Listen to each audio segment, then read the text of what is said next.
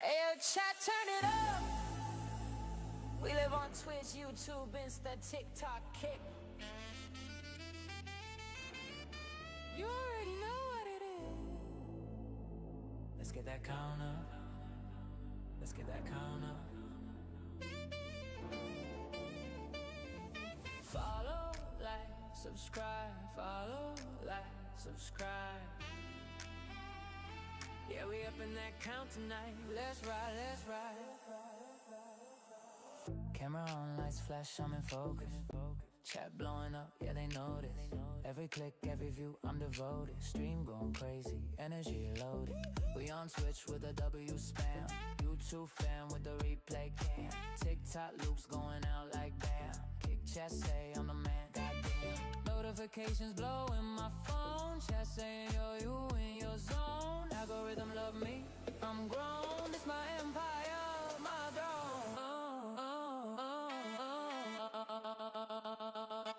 Follow, like, subscribe. Let's get that number high. Streaming all night, we vibe. Ay, we don't ever die.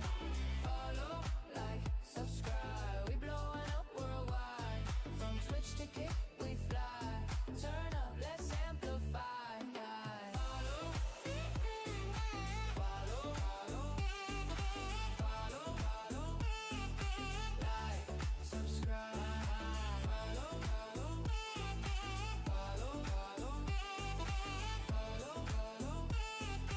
like, subscribe.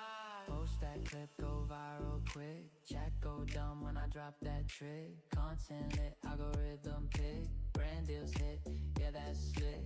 Multi-stream, we stacking views. Every night I pay my dues. I don't snooze, I break that news. Numbers jump, yeah, we refuse. Ay, refresh that page, see that gauge. We up on stage, no cage. No limit, no fade. We live, we pay, we made. Follow, like, subscribe. Let's get the number high. Streaming all night, we vibe. Ay, we don't ever die. Follow, like, subscribe. We blowing up, no lie. From Twitch to Kick to Sky. Let's go, we amplify. Follow, like, follow, like, subscribe. Follow, like, follow. Ay, we don't have, we thrive. Follow, like, follow, like, subscribe. Follow, subscribe. Like, keep that chat alive, and we thrive. Thrive. We thrive, we thrive. Shot my dog, I can't stand. Gucci Marks generated this shit. Yeah, shot my dog, I can't stop. Yeah, shot my dog until she drops. 2,000 volts straight in her top. Cause my dog can't stay in her spot. Yeah, got this remote on me like in my Glock. If Kaya try to move, she out of love. She better know I don't give a fuck. She's getting off her place, she's getting strong. Gotta stay in that little place for 8 hours. She getting up, I can't allow her. She my Palestine, I got the power. I'm in my electric ivory tower. Why she act like such a baby? When I shock her, she go crazy. Making me look bad on the stream. Gonna hit her with my power beam. I don't know why that stupid dog G-up. She should know better not to call for help. Cause you already know when my stream is. I do some shit that would get me banned. Don't you know how much money I spent? That dog costs more than your mama rent. Yeah, I got the most expensive breed. Shock, shock, shock. You know that's the one I need. Shock, shock, shock. That stupid dog is so spoiled. Shock, shock, shock. Yeah, one more time she getting boiled. Shock, shock, shock. Moving with my dog to China. Shock, shock, shock. I'll eat her up, goodbye to Kaya.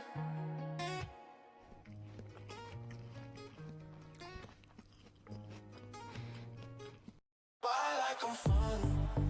Yes, Danny and this bitch. It's my platform, baby. Come stream on Twitch. I like 'em crazy. Yeah, Danny fucking rich. Girls, don't be lazy. Put some energy in that clip. Go buy a hot tub. Strip down. Shawty lose the fit. And Danny's 60, but still want some off that drip. Don't wear the safety. Twitch con, young, wild and free. These baddies chase me, but don't bring security.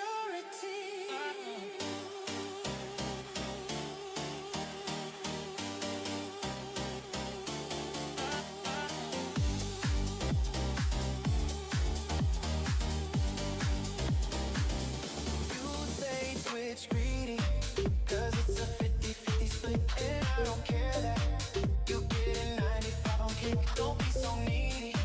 Yeah, this is Gucci coming hit. If you're not happy, you can always leave it quick. Cause we got baddies. That's the most important bit. Come round and blow off. Yeah, right here it's live on Twitch. It's a soft core side. We got the girlies getting lit. Take all your clothes off. Get down and flash your tits.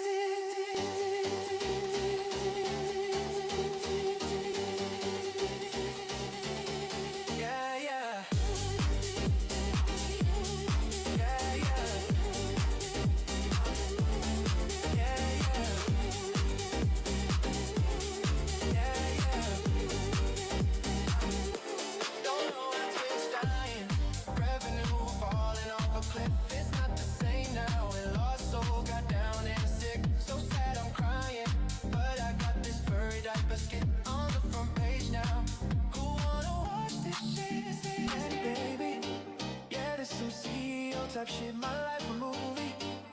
TwitchCon, what's off the grid? I'ma watch some streams now. Chill out, cool off a bit. See you in the next one. Gucci marks generated this shit.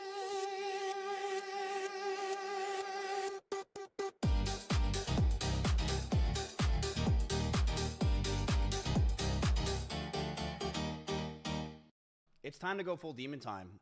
It is time to go full demon time. And it is time to go full demon time. It's time to go full demon time.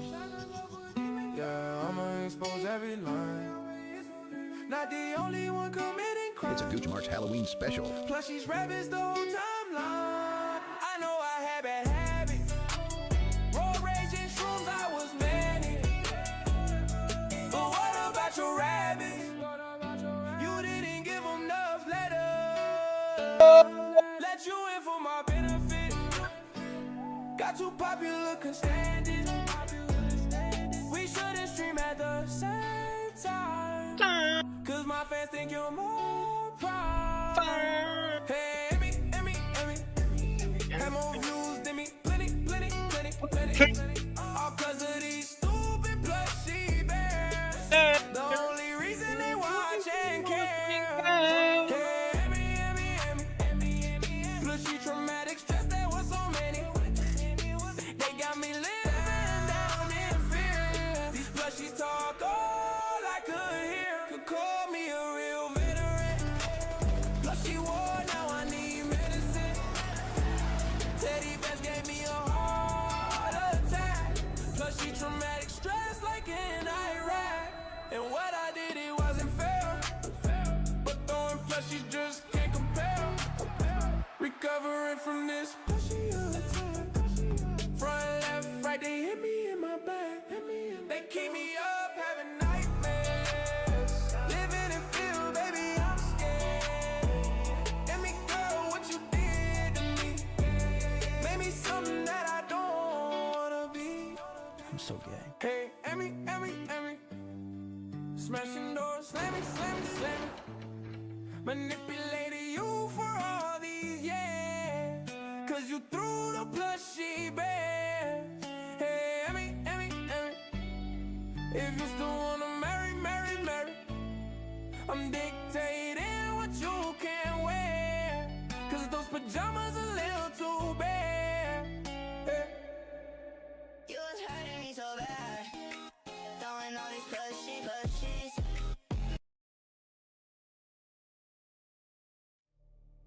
Step into the circle. 3 voices, 1 flame. Chaos Imp, Flafla Blue Blue, Lycan. Not just names, but thunder. The kind that shakes the walls of your feed. The kind that cuts silence like a blade in the dark. This is not commentary. This is alchemy. Turning gameplay into gospel. Turning banter into brass knuckles. Turning streams into symphonies that echo long after the mic cuts out. Chaos Imp. The Storm Surgeon. Slicing truth from the noise. Dropping lines heavy like anvils on glass floors. The wildfire, unpredictable, uncontrollable. Spitting sparks that light up shadows. Laughter.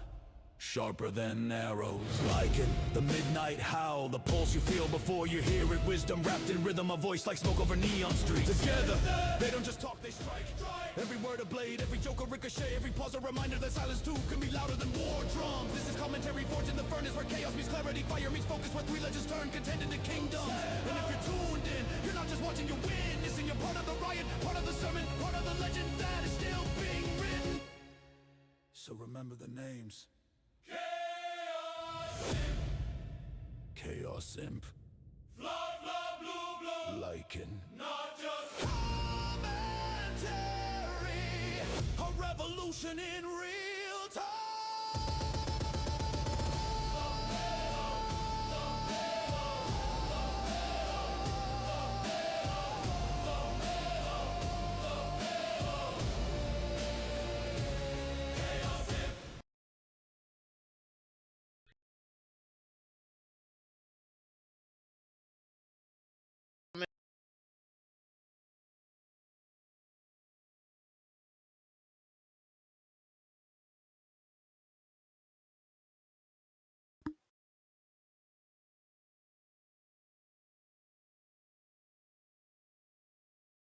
But what about your rabbits?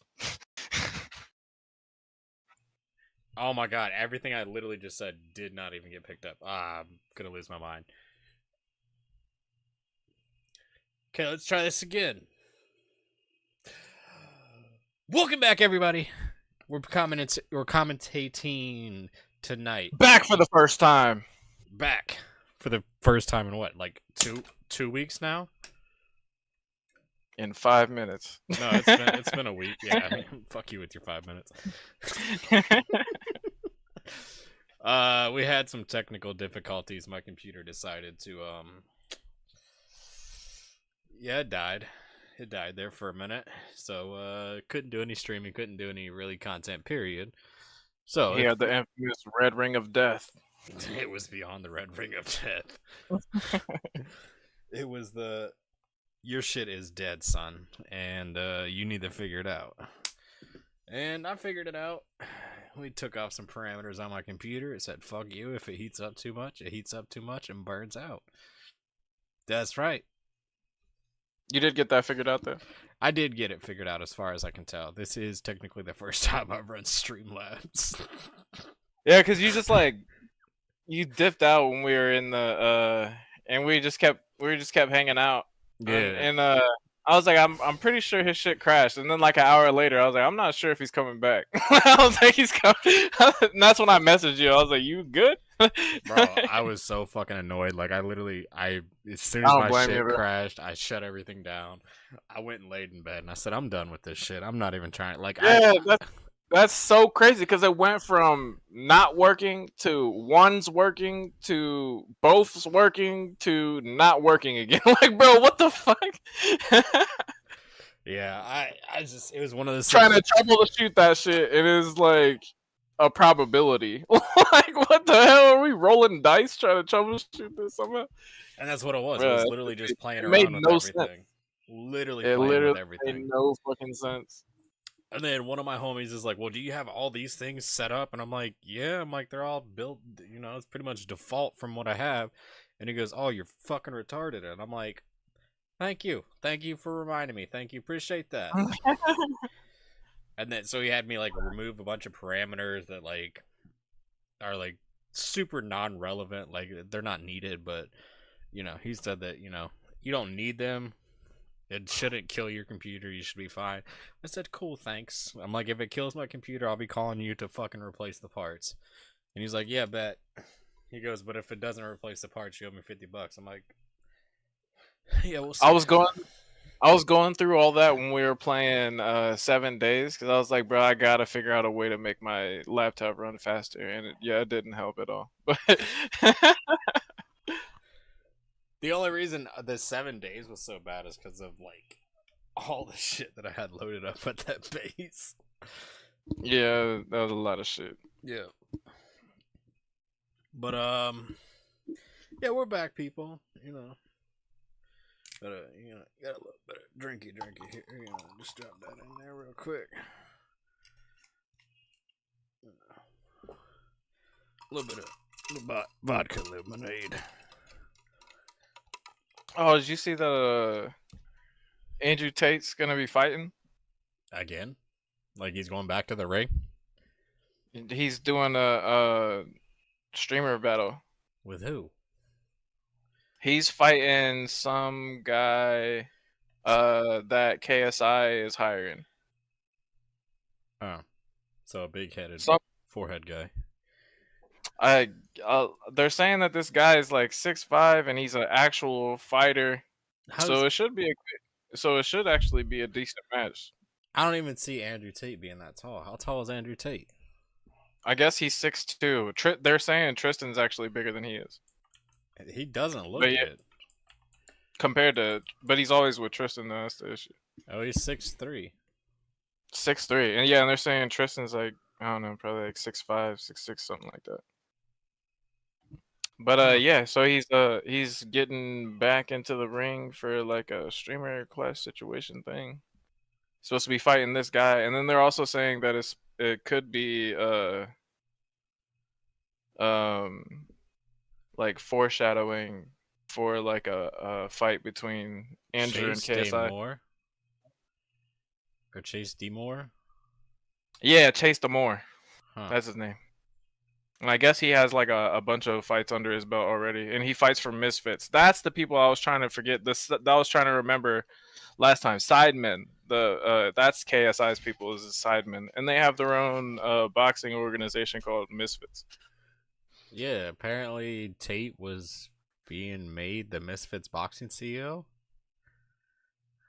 Nah, that's what they're saying, because like I guess KSI has a bunch of shit going on. Like he just got in a relationship, and he has like a bunch of other things that are going on, and it has the audience basically looking at him like, well, if you don't have enough time to run this shit, let's put somebody else up here. I mean, like it makes Andrew Tate. sense. But I mean, Yeah. Andrew Tate has a bunch of shit going on too. Right. I think it was just kind of like a troll thing, but now that's what they're kind of using as the narrative to spawn this potential fight between KSI and Andrew Tate in the future. Oh, I got you. Alright, well, let's get into this show, people. Alright, so tonight it's going to be a little bit of mixed bag thing. A little bit of hate towards Pokemon, because why the fuck not? Bug 'em. Even though, I'm playing Pokemon TCG Pocket, Pokemon MMO, which I'm not playing Pokemon MMO, Nintendo. Fucking bitches. And then we're going to go over a little bit of the content of Open source. Yeah, that's right, bitch. It's open source. And it's free. That's right. Can't touch free.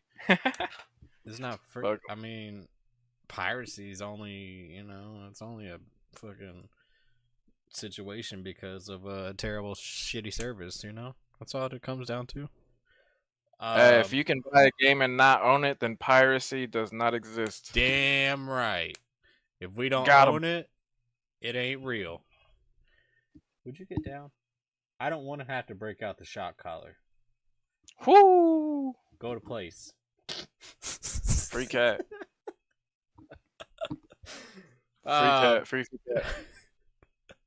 But we're gonna go over a little bit of the lawsuit stuff with Pokemon as well, as they've lost one of their patents because they suck, bitches. The only one they actually had a chance to win. And I with don't even losing know that, I don't even know if they with- would have won on that. well, they wouldn't have. But that's the thing, because that's the thing is they have to prove it, Yeah, which is hilarious. Because I was concerned, like, oh, bro, if they actually win this, Palworld's fucked. But like, after this coming out, I'm just like, oh, well, yeah, they're just cooked. Like, this was stupid. This whole situation was dumb. I was honestly more worried about the gaming industry as a whole because of what they were doing with the summoning shit. Like, that was my Right. big thing, was like, dude, if you eliminate summoning, there's so many games out here that would be in jeopardy of being sued by Nintendo at that point. Not only that, like the whole like comment about mods not being art. Are you fucking high? Like, what are you talking about? Most mods improve games, whether it be the quality of life or the actual game itself, as far as what's inside that content, the content of the game itself. So shit, get the fuck out of here with that shit. Like, there's so many other mods that make games so much better. What about Gary's mod? Oh, well, there you go. That shit gets ratchet as hell. Like, beyond ratchet as hell. But let's get into it. So this is our first little bit is going to be Digimon shitting on Pokemon, because let's be real. Pokemon is great, right? Like, Pokemon in a whole is great. But it's not the real feel of an anime. Now, when it comes to Digimon, that gives you the real feel of a fucking anime. Some of the fights, some of the evolutions, and everything else. So we're going to take a look at that.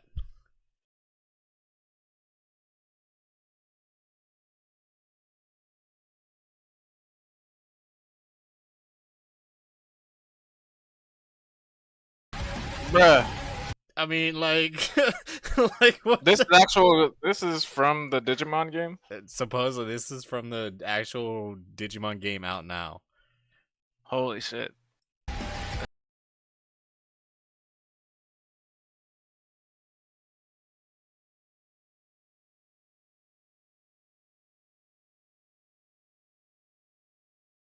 Many of us grew up watching Digimon or That's just disgusting. Like, what is, like, how? That shit looks good. I thought that was Naruto for a second. Pokemon is literally one of the biggest franchises in the world, and they can't, like, it's so self-repeated, slop over slop over slop. Yeah. And I just There's some things I'll give a pass for. Like when they introduced those like regional forms, like Toad Scroll, right? Toad Scroll has nothing to do with Tentacruel, but it is basically a Tentacruel that's walking on land. I get that. I understand that concept, and I like that. Or like Wug Trio. It has nothing to do with Doug Trio. It's its own thing, but it's like different. Like I understand. Like I got you. I appreciate those kinds of design changes and shit. But when you're putting longer legs on Starmie and calling it Mega Starmie, you can fuck off. like what the fuck? That is so stupid. Well, that's kind of how I am with like Mega Feraligatr.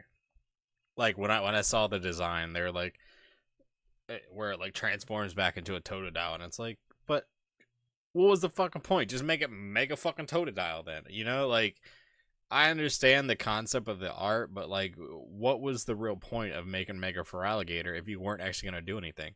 Like, I'm sorry, but like Gen fucking 2 gets the biggest shit in my opinion.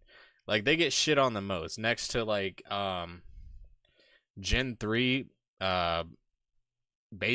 starters. Like, Sceptile is a fucking monster.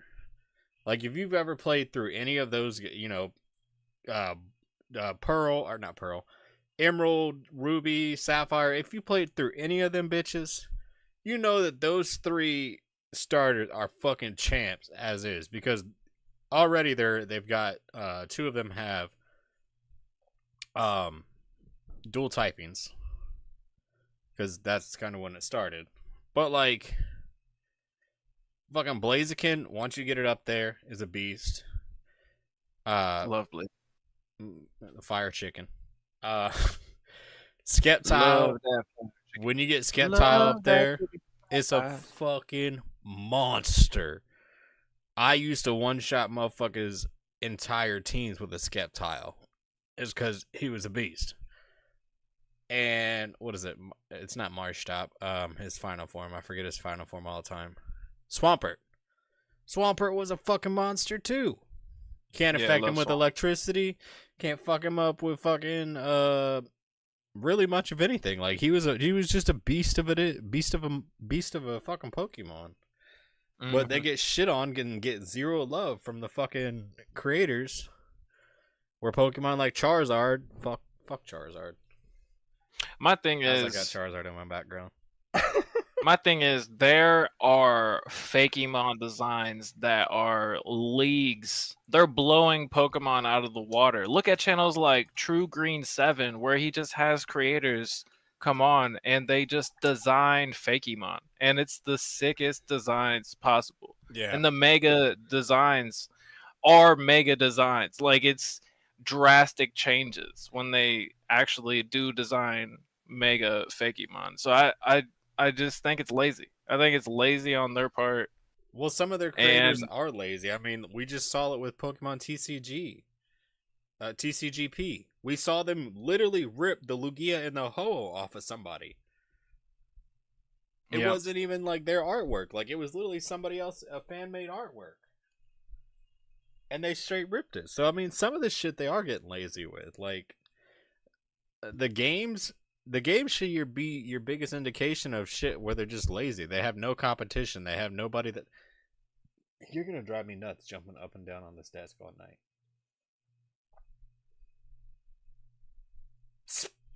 My thing is, it's like they served us a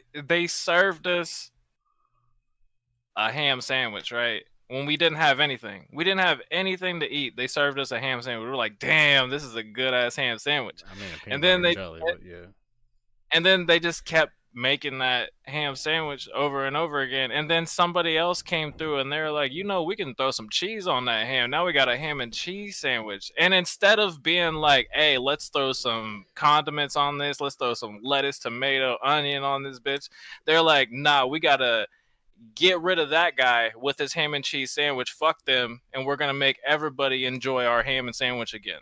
Yep. That's what I don't agree with. No, I don't either. It's just the way that they've gone about this, because I mean, competition makes people change, and it makes them want to do better, or they go out of business. If you can't compete with your competition, you go out of business.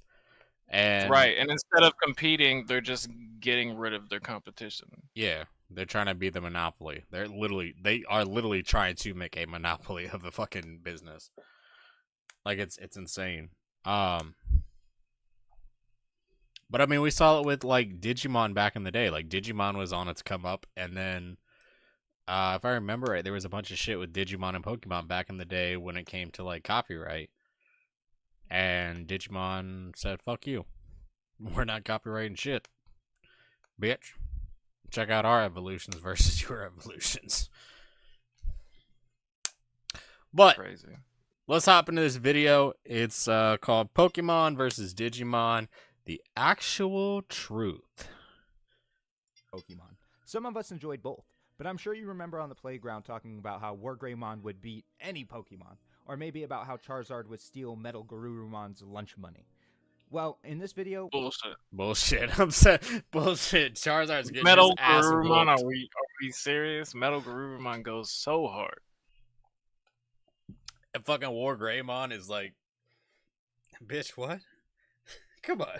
We will be turning that playground argument into an in-depth video analysis. My name is Mustache Panda, and today I will be definitively answering who... Make sure you guys go follow Mustache Panda on YouTube. Check him out. Give him a like, comment, subscribe. is stronger overall, Digimon or Pokemon?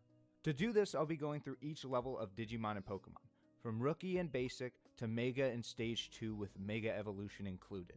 We'll also go over the God tiers in both verses as well. I will be leaving out baby and training Digimon like Koromon, as well as baby Pokemon like Igglybuff for the sake of brevity, as I don't think these tiers will have any effect on the outcome. Nah. We will only be using Digimon with tamers and Pokemon with trainers, as in this instance, being with a partner is a buff to the Pokemon or Digimon. This will not apply to the God tiers like Arceus and the Royal Knights, for example. Before we jump into this video, don't forget to like and subscribe. I'm hoping to increase my video output very soon, so if my lack of a catalog puts you off, don't worry, there is more coming.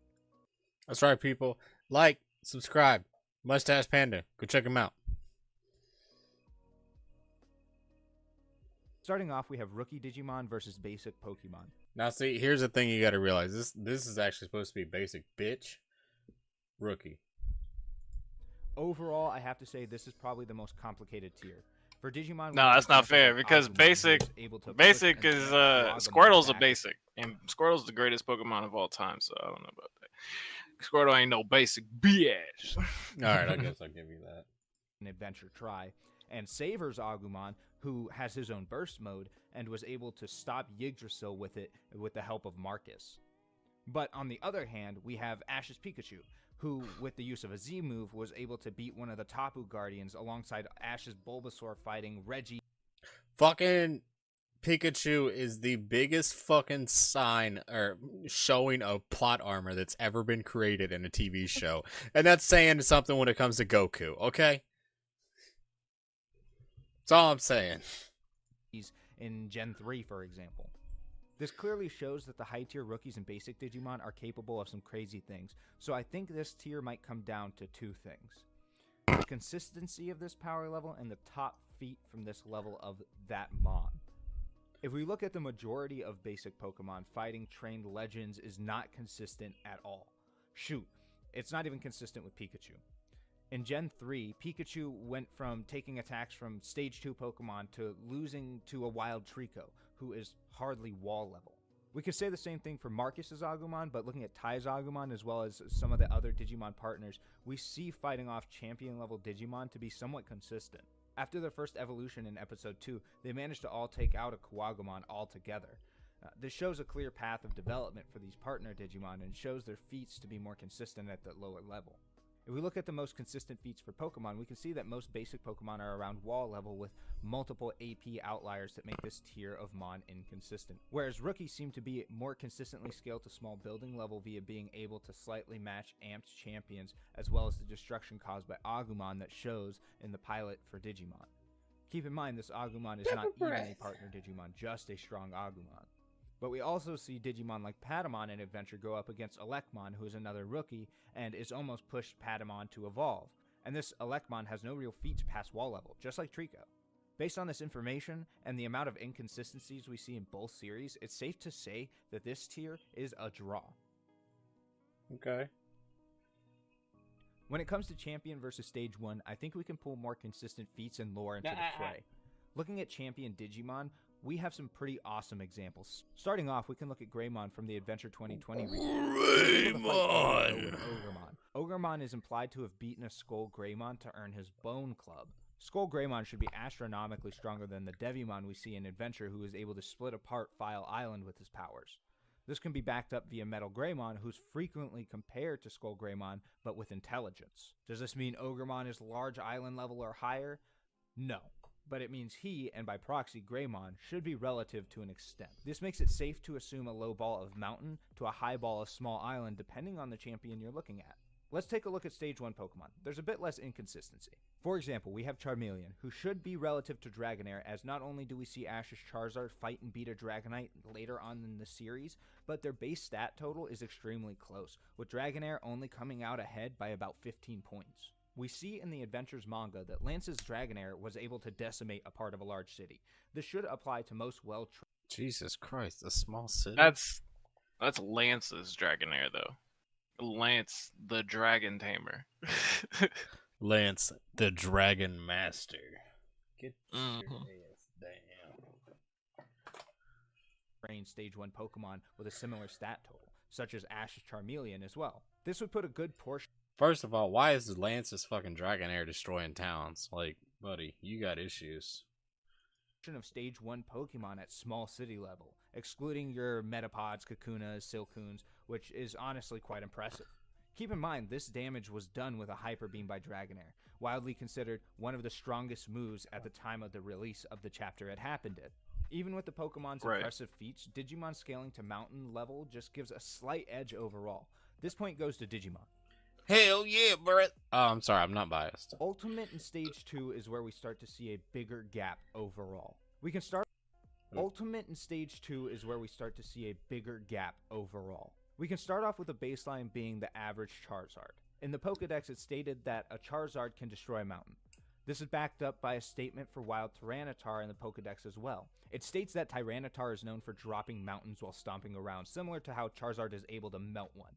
This should be consistent for any Pokemon that is Now, okay, when it comes to these fucking Pokédex entries, like, if these motherfuckers are like melting mountains and like in Tyranitar's case, stomping around, how the fuck is this planet still alive? Right. You know? I mean, like, let's say 10 Tyranitars are in the world. We know there's more than that, but you got 10 Tyranitars walking around a fucking mountain. You got fucking earthquakes happening. You got fucking rock slides happening constantly. You've got possible volcanic activity happening. How are people still alive? How, Goku? Yeah, the Pokedex entries are kind of strange. Like, isn't it like Mag Cargo like one of the hottest things ever? Yep. I mean, Like, yeah. you could probably Typhlosion. just Typhlosion, I probably don't just, know like- what he's on. throw a Mag Cargo at anything and it would melt through it. Kind of crazy. I mean, like, when it comes to, like, you know, like I was saying, Pokemon, like, what's his name? I literally just said his name. Typhlosion. Yeah, Typhlosion. I mean, we know what type of time he's on. I you guess know? we're gonna have to. Like, shit, we know that motherfucker's on demon time. You know? Roid Raging and It is Shrooms. time to go full demon time. He was Yeah. manic. And it is time to go full demon time. It's time to go. Oh, my bad. No, did that pop up? Typhlosion going demon time? Like, Miz? Oh, my bad. Stage 2, or any Pokemon that has a base stat total of around 500 to 600, like Charizard and Dragonite, and is well trained by a decent trainer. Now, some of these Pokemon can scale to certain legends that have threatened islands and continents in the past. So there are a few outliers that sit in this range. For the sake of fairness, I will say a low ball of large mountain and a high ball of large island. While this is a wide range, it is consistent. For Digimon, there is one feat that I want to focus on. In the latter half of Digimon Adventure, we see Izzy and his Digimon Mega Kabuterimon, who is Mega Caputeri. I used to fucking love shockingly Mega not a Mega, but rather an Ultimate, was able to do something extreme. Now, Jesus Christ. That's kind of crazy. Pokemon's out here. Yeah, we're destroying motherfucking mountains.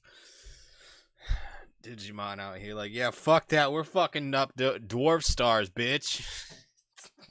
this certainly could be extrapolated to be much further and higher than this, but this is where I will settle for this video. This clearly gives Digimon another point, with Digimon wiping out pocket dimensions and ripping holes. I don't know. I feel like this guy's kind of biased. You feeling that? Yeah, kind of. But I also kind of feel like he's being real about it. Through reality, it makes it hard for Pokemon to keep up at that level. We still don't even out at the Mega versus Mega tier. If you haven't yet, please check out my Scaling War Greymon video. When it comes to Digimon, we have some wild feats for Mega. Wait, hold on. We're gonna have to check this one out next. I'm sorry. Like, I know it's not part of what I was planning on doing, but can War Greymon beat Goku?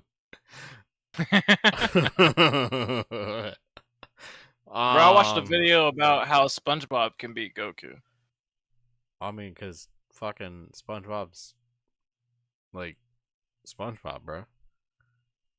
Yeah. SpongeBob's like invincible. Unless you pull him out of the. Oh no, Goku could just drop his ass off in space and be like done. You know what I'm saying? Just instant transmission in the space, throw that bitch, and just instant transmission back. Boom, SpongeBob's dead. Unless that's not how sponges work.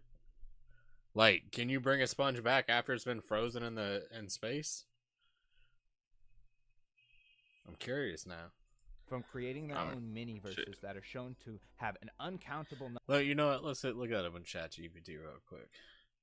ChatGPT. No, I don't need ChatGPT 5. What the fuck are you talking about? Can a sponge live in the vacuum of space? In space. It's thinking.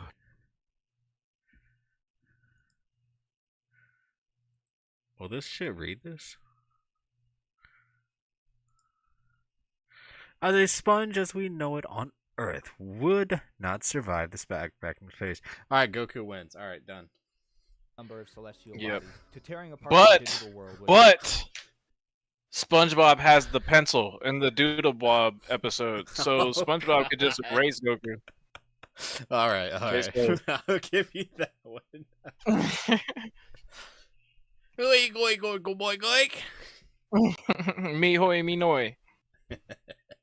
Actually houses a multitude of universes while transcending into the real world and breaking reality. The majority of Megas with Tamers are astonishingly powerful. Yeah. I won't get too in-depth. If you want to learn more, like I said, be sure to check out my War Greymon scaling video. Alright, When bruh. it comes to Mega level and non-God tier Pokemon, their range can vary. If we look at Mewtwo and Mega Charizard, it would be safe to place them in the large island category, via Mewtwo nuking an island and Mega Charizard being able to keep up and even beat Mewtwo. Bro, Mewtwo destroyed a fucking island before he became Mega. Let's be real. Yeah. Whereas we have the Tectonic Trio and Deoxys, for example. Groudon, Kyogre, and Rayquaza should be bare minimum multi-continental via their lore. Rayquaza... Bro, I was trying to get my wife the other day. I was like, alright, say this name. And she says Rayquaza perfectly. I'm like, fuck! How the fuck? I'm like, how about this name? And she goes, Groudon. I'm like, fuck! It's just you, bro. You suck at names so bad. No. I have no issues with Groudon or Kyogre or any of those. But like, there's some names that like most people will fuck up the trio. I've seen so many people fuck up the trio. They'll say like Rayquaza or Kyogre. I've heard Kyogre before, and it's Kyogre. Groudon, I don't know how you could fuck up Groudon. Yeah.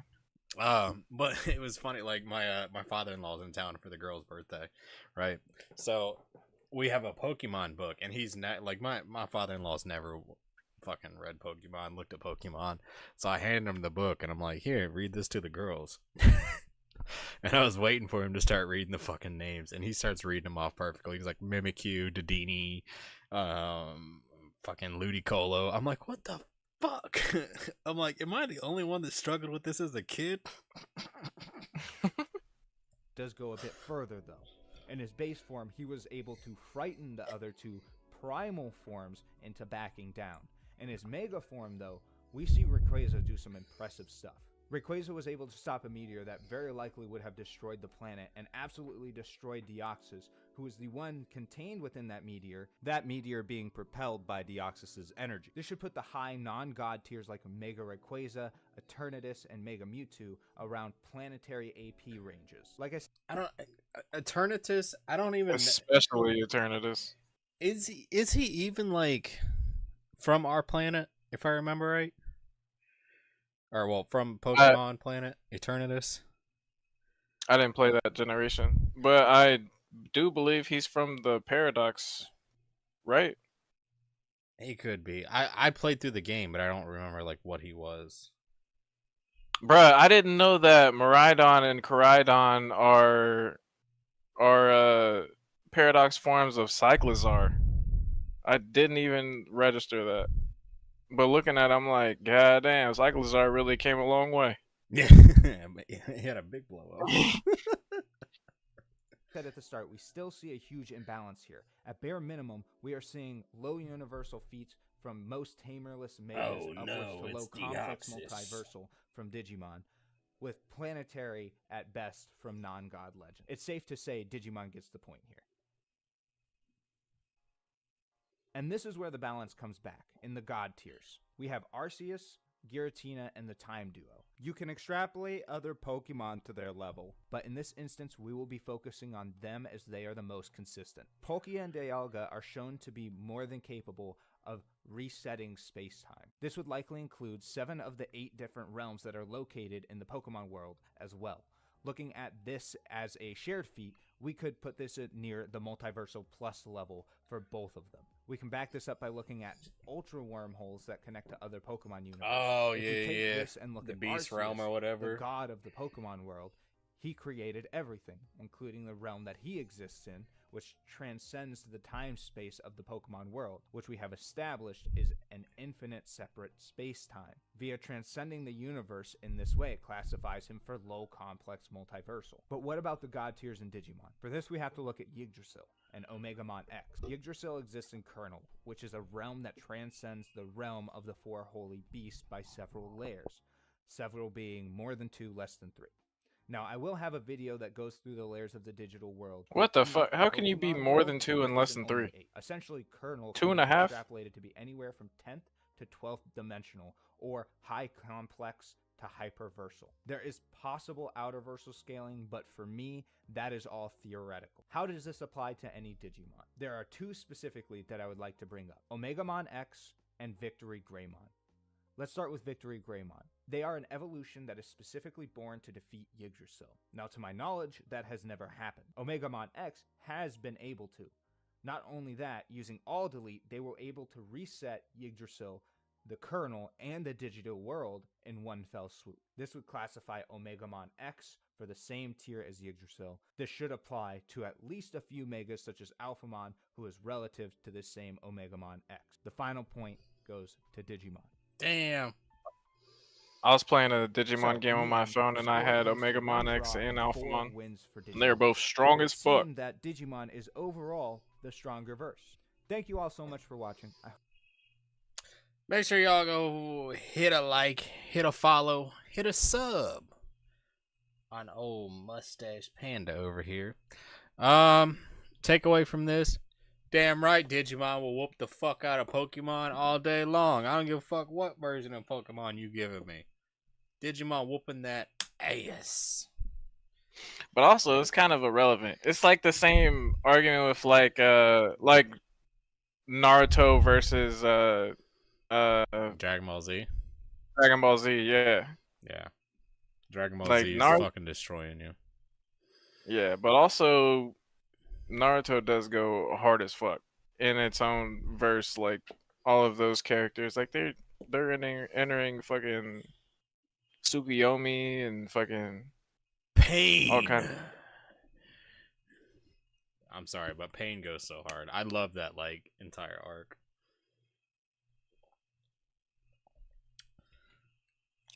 But yeah. I mean, it's really not really a competition. Like, I mean, Pokemon, yes, is an anime, but like, if we were like to compare like cartoon versus anime, Pokemon's gonna be more of your cartoon, even though it's not. It's an anime, but like, y'all get what I mean. You know, like Pokemon's gonna be more of your anime, or Pokemon's gonna be more of your cartoon, and Digimon's gonna be more of your anime style fighting. Which there's nothing wrong with that. There's nothing wrong with Pokemon. There's no hate here for Pokemon. I play Pokemon, love Pokemon. There's just some shit that Pokemon does. Grew up on Pokemon. I used to go and rent the VHS tapes of Pokemon. That's dating myself. like I used to go and get the VHS tapes so I could watch Pokemon episodes over the weekends and stuff. God. Yeah, so Damn, man, you old as fuck. You got Damn, what VHSs? the hell's a VHS? You got VHSs? What is it? What's a VHS? That's one of them videos that goes spin. You gotta put it in. Yeah, that's a VHS. That's a VHS for your ass. Back in my day, we had to rewind our movies. Back in my day, we had to rewind them before we took them back to the Blockbuster. To the Blockbuster. They're like, what? The fuck is any of this sentence? But make sure you go like and subscribe on old Mustache Panda here. I'm gonna hit a subscribe. This is my first video I'm checking out from him. And then hit a like and subscribe on my video. You know, shit, like just hit a like. Just a little bit. Just hit a like one time. One time. Oh, well. All right. So now we're getting into the dark side of Pokemon. And since we're getting in the dark side of Pokemon, we're going to get to the dark side of shit. We're going to hit that 99 bananas here. Well, it's not bananas, but 99 nanners. I used to have a friend that I worked with, and him and his brother would always come into the liquor store because I worked at a grocery store, and he would always come into the liquor store and fucking get them 99 nanners. bro, these were handed out last night when we were fucking trick or treating. They were like handing out shots. I'm like, how fucking much money y'all spend on shots? God Yeah, damn. damn. Damn, if I knew they were handing out shots, shit, I might have went trick or treating. We had one trick or treater covered to our house, so, like, cause we like walked around and we had all of our shit off. But like, we came back to the house, got back into the house, and the minute like we turned our light back on, cause we were like, we'll turn our light on for a couple minutes. The first one that walks up was a grown fucking adult, and when I say a grown fucking adult, I mean like 40s in a fucking costume, walking up like, yeah, man, I appreciate this candy, and I'm like. Bro, what? Who fucking raced you? I think that shit's crazy. Once I earned a paycheck, I stopped going trick or treating. So I was like, bro, I could just buy this shit. Bro, I think I stopped trick or treating after like 12. Yeah, because my first paycheck would have been around when I was like 11. Bro, I was hustling papers when I was 13. Yeah, bro, I had a paper out too. I got fired. I did not get fired. I held on to that bitch to like fucking high school. I was hustling. Bro, they hated me because I fucking when it rained, I hated delivering papers in the rain. But they'd give you them bags, them orange bags, you could slip the papers in. Yep. So I was launching papers. I was launching people. I was getting. I came to work the next day. They were like, a lot of people were complaining they didn't get their paper. I was like, it's on the roof. I can guarantee that it's up there. Jesus, they got Christ, it, bro. Yeah, they did not like me, bro. When it rained, my dad was off. He was off work typically about the time afterwards, so he'd like drop me off. I'd run him up and do the route real quick. Shit. Bro, there was one time where it literally rained on one side of the street. It was split straight down the middle of the road. One side of the street. That's some Florida rain shit. I was standing on the dry side launching them shits. Like, there you go. Jesus Christ. I didn't even get fired for that. I got fired because You got fired on your day off. I got fired because I was taking too long to actually deliver the papers, and then they just gave them to somebody else. I was like, damn. I probably took your job. Nah, it was one of my friends. Oh. Well, not him, but his little brother. I was like, yeah, damn. I had the courthouse and shit on my route. Oh, I had the route over by the middle school. I was right over there by the middle school, so I'd literally get off work. My papers were already dropped off at a house. I'd pick them up, roll them up in my bags, and I'd fucking ride my bike and deliver them. Also, let's talk about fucking the wage, because I was getting paid $60 a month. I don't want to talk about the fucking wage. It was bullshit. I was getting $60 a month. And then the crazy thing is, when I went in there one time, one of the other guys, it was a grown ass man, went in there and they were like, yeah, that guy has a like 3 routes, and I was like, 3 routes, and they're like, yeah, he drives a car and everything. I'm like, he drives a car, bro. This guy is the greatest newspaper deliverer of all time. Like, this is the guy you aspire to be right here. Jesus. Bro, no. Holy shit! I bet he made $90 a month. Like, I don't even That's like. I remember like there was some people that I would get checks for. Like they would hand me a check, and then I'd take the check back to the spot, back to the Madison Press, and then I'd hand. oh, I never had to do that. I'd hand. I him the did take some check. extra papers though, and I was selling them. Jesus. I was selling them on my route. I was doing all the worst shit that you could possibly do. Like, I was not a good paper boy. I'm gonna be dead ass. There's a reason I had mine for 5 years. I had mine for like 2 maybe. Bruh, Christmas time, I was breaking in fucking gift cards and everything else, and I went up to McDonald's when they had like the chicken selects. Do you remember that shit back in the day? Mm-hmm. So I went up there, and my cousin Joey, I always forget his last name, but I'm sitting there, I walked in there, he's like fucking 3-4 years older than me, so he was like almost 18 when I was doing this. And I roll up in there, I got my gift cards, and he's like, yo, let me this motherfucker's never got money, just so you know. Almost 18 years old, never got money, and he's walking up to his cousin that's like fucking 12, 13 years old, like, yo, bro, buy me a meal right quick. And I'm like, alright, fine. And then like he starts eating off my shit, and then after he started eating his shit, I'm like, bro, I had to work hard for this. He goes, yeah, I'll get you back one day. That motherfucker ain't got me back ever in my life. Yeah. Till this day. Till this day. That nigga owes him some selects. And them shits were good too, bro, back in the day. Now they got the chicken tenders or chicken strips, and like this fucking small. The selects were like a full fucking chicken breast back in the day. Shit. You get Now that we're on the subject of chicken, one thing I really did not like was Burger King had the fucking spicy chicken nuggets where they basically just put habanero sauce in the pouch that the chicken nuggets come in, and they just shook it up. Oh yeah. Bruh, Wendy's does ain't nobody that now. want that. Ain't nobody want that shit, bruh. Fuck that. So Wendy's had like good spicy nuggets, and then they switched over to these like wet nuggets. Like I don't know what they're called. They're like they literally just take the stuck fucking nuggets, stick them in a sauce, like you were saying, shake it up and hand it to you, and it's like That's trash. I hate that. I hate that shit. Growing up, I used to like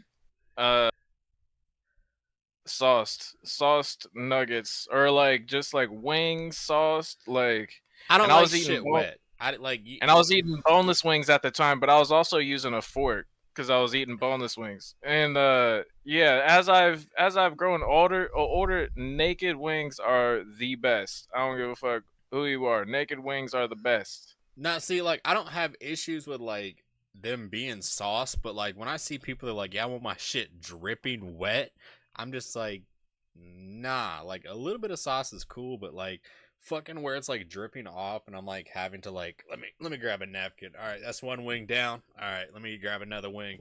All right, gotta wipe that hand off again. Like I hate that. I don't know what it is. Like something about my hands. Like I cannot stand shit on my hands. Man, I me neither, bro. I'm the worst. Like I can't even washing dishes. I gotta get the soap bubbles off my hands between dishes. Like I just can't. I don't even like water on my hands, to be honest. I don't like shit on my hands at all. Like like just bothers. Doing with it what when I work with like chlorine, like I'll feel it on my hands. Like if I get a little bit of chlorine on my hands, and I'm just like sitting there freaking out the whole time. I'm like, fuck, I can feel it. It's like just got this weird feel to it. Like chlorine's it's the weirdest fucking feeling to have chlorine on your hands. Like as soon as I get shit on my hands, I straight turn into a Tyrannosaurus Rex. Like I'm just like, yeah. Oh my god, get this off me. Oh god. Oh yeah, we're streaming. My bad people. We're gonna anyways That section will be on YouTube. It's gonna be called McDonald's Chicken Selects. Chicken and hands. All right, but let's get into it. Pokemon scammers are down bad is the title of the video, as we all know. Oh, I was I'm gonna butcher your name. I'm not gonna lie. Kydler? I'm gonna go with Kydler. I'm gonna go with Kydler because I'm gonna butcher the shit out of your name. I'm just gonna be honest. It's it's just fun hate towards Pokemon. It's nothing crazy. We already went through one video about Pokemon versus Digimon. Which one's stronger, better? Obviously Digimon, but it is what it is. But it's really not even really comparison. It's like comparison, like my buddy said, Naruto to Dragon Ball Z. Like there's no real comparison there. But it's just fun hate towards Pokemon, because I still play Pokemon games. Kydler, or Cadler. All right, I'll go with that. Cadler. Bro, I will never be a famous streamer with the way I butcher people's names. Holy shit! I be telling people, you be reading names like that Key and Peele skit. You're really bad. Hey, Ron, like, bro, that should be driving me nuts. Hey, you wanna go play Power World again? Speaking of that, the updates. There was an update that came out. Like, they got a coffee now. Depresso's got a coffee.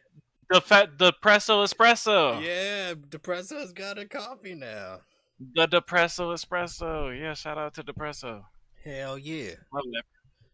That's my boy, Depresso. We do gotta hop back into that at some point and get caught up because it's been a minute. Yeah, it's true. So the Digimon gameplay, it looks really, really good. From the videos I've seen, they look so good. The animation is really well done. But I mean, like, majority of Digimon, like, if you ever like watched Digimon back in the day, or even kind of kept up to where it is now, the animation is so good. They put so much effort into it, and it's no hate towards Pokemon because Pokemon's got good animation too. It's just a different animation style. Like, I appreciate both of them. Like, there's I'm never gonna be like full on like, oh, fuck Pokemon. Pokemon's the worst thing in the world. No, I love Pokemon. I've grown up with it. I literally, like, you can see some of it in my background. But, like, there's Pokemon here. There's a gigantic Pikachu here. I've got an entire wall behind me is all Pokemon pops. Like, I joke about it. Like, I've got a closet full of Pokemon cards. I've got Pokemon everywhere. He's also collecting Vaporeons on Pokemon. No, I'm not. I am not collecting Vaporeons. You liar. For whatever fucking reason. I don't know why he would be doing that. That's kind of strange, if you ask me. I don't know. Get out of here. Never. I don't even collect. Flip it and ship it. I don't even look at Vaporeon. I don't even look at that thing. People say, hey, check out this Vaporeon. I'm like, oh, no. Get that shit away from me.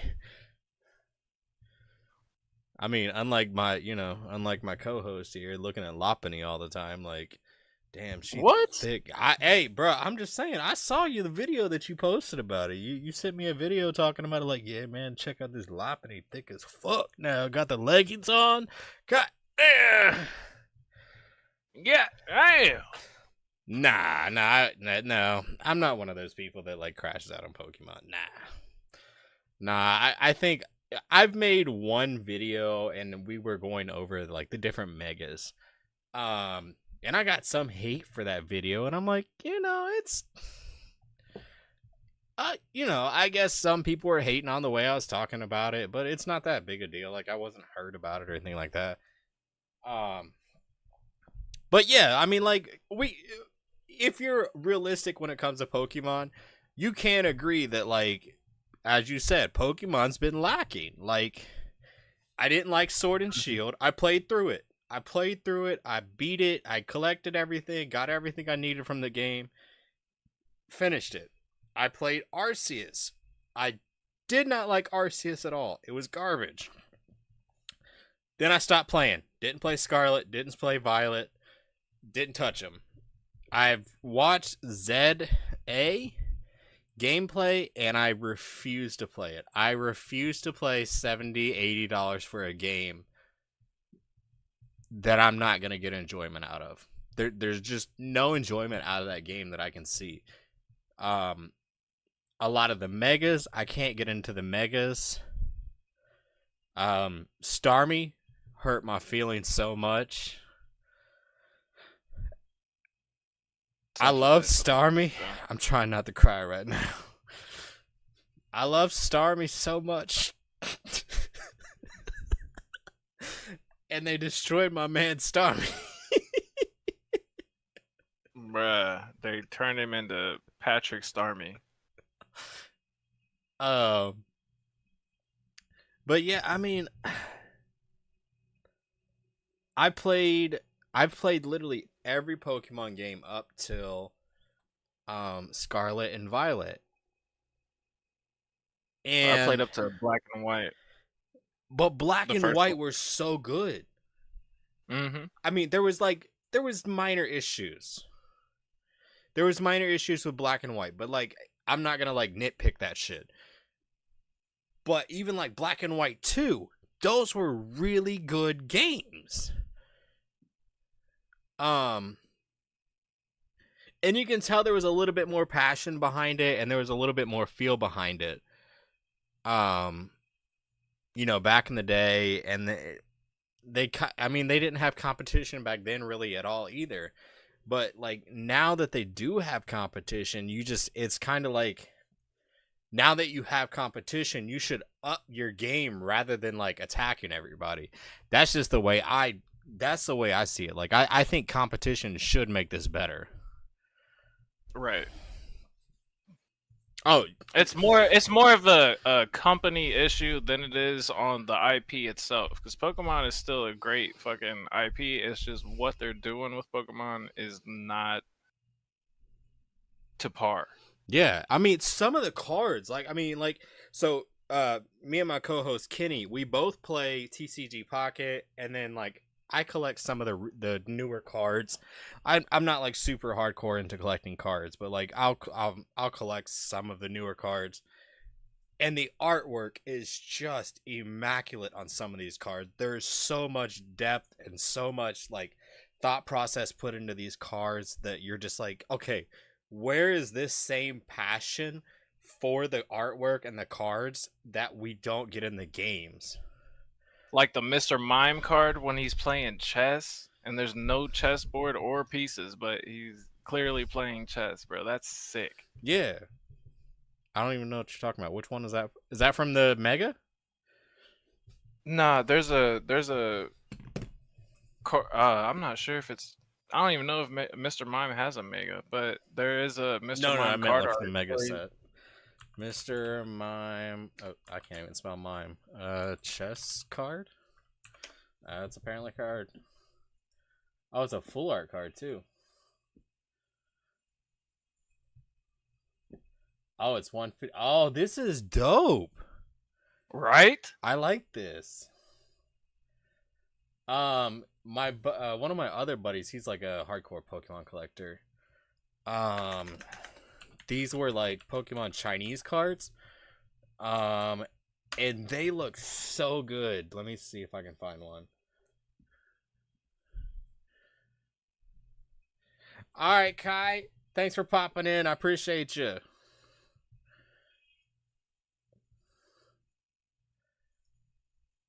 Like, check these out, bro. Look at this. This is a Chinese exclusive card. That's sick. We just got a Kai, I Pikachu appreciate promo. the sub. Thank you for the sub. I put out content typically every day. If not, there's been some technical issues. Like this entire week, we've had technical issues, so I haven't been able to put out a lot of content. But typically, it's every single day, whether it be some goofy shit I say, some dumb shit I say, or some Sora art or a song that I put together. But I appreciate the sub.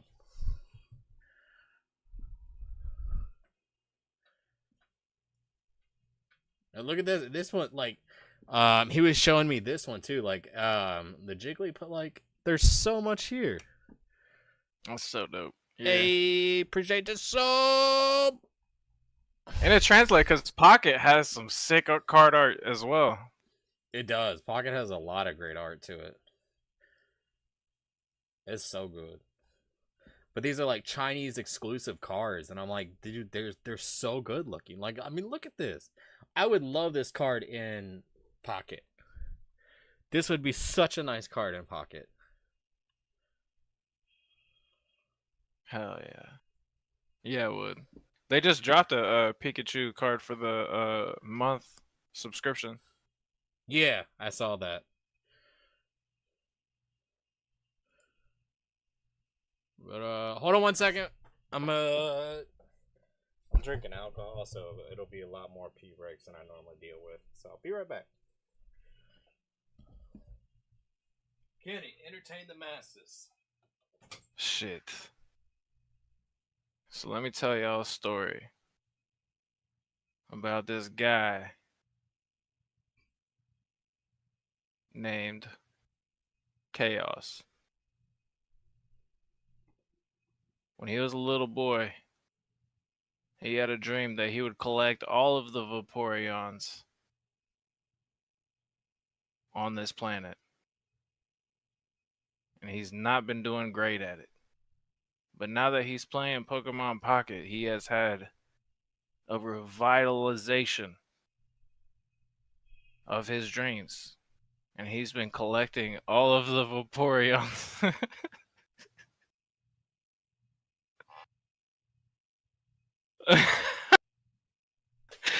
Oh my god. Nah, but for real. I'm sharing because Pokemon Pocket has a share feature. Where you can share a card, and I've been sending this man a Vaporeon. No, you have not. No, you have not. I've been sending one every day until he has all of my Vaporeons. And I will send them out, so I am not considered sus. Well, you just missed the story I told about you and how you've been. It's been a lifelong dream to collect all of Vaporeons. It has not been a lifelong dream. Secret out. He's trying to hide it. He's trying to hide it, guys. But that's a lie. That's a lie. It's a slander. It's a slander. Bro, the fact that the sub I just got on YouTube, they obviously either found me through like Discovery or my video popping up. So like, hey, I'm in the algorithm.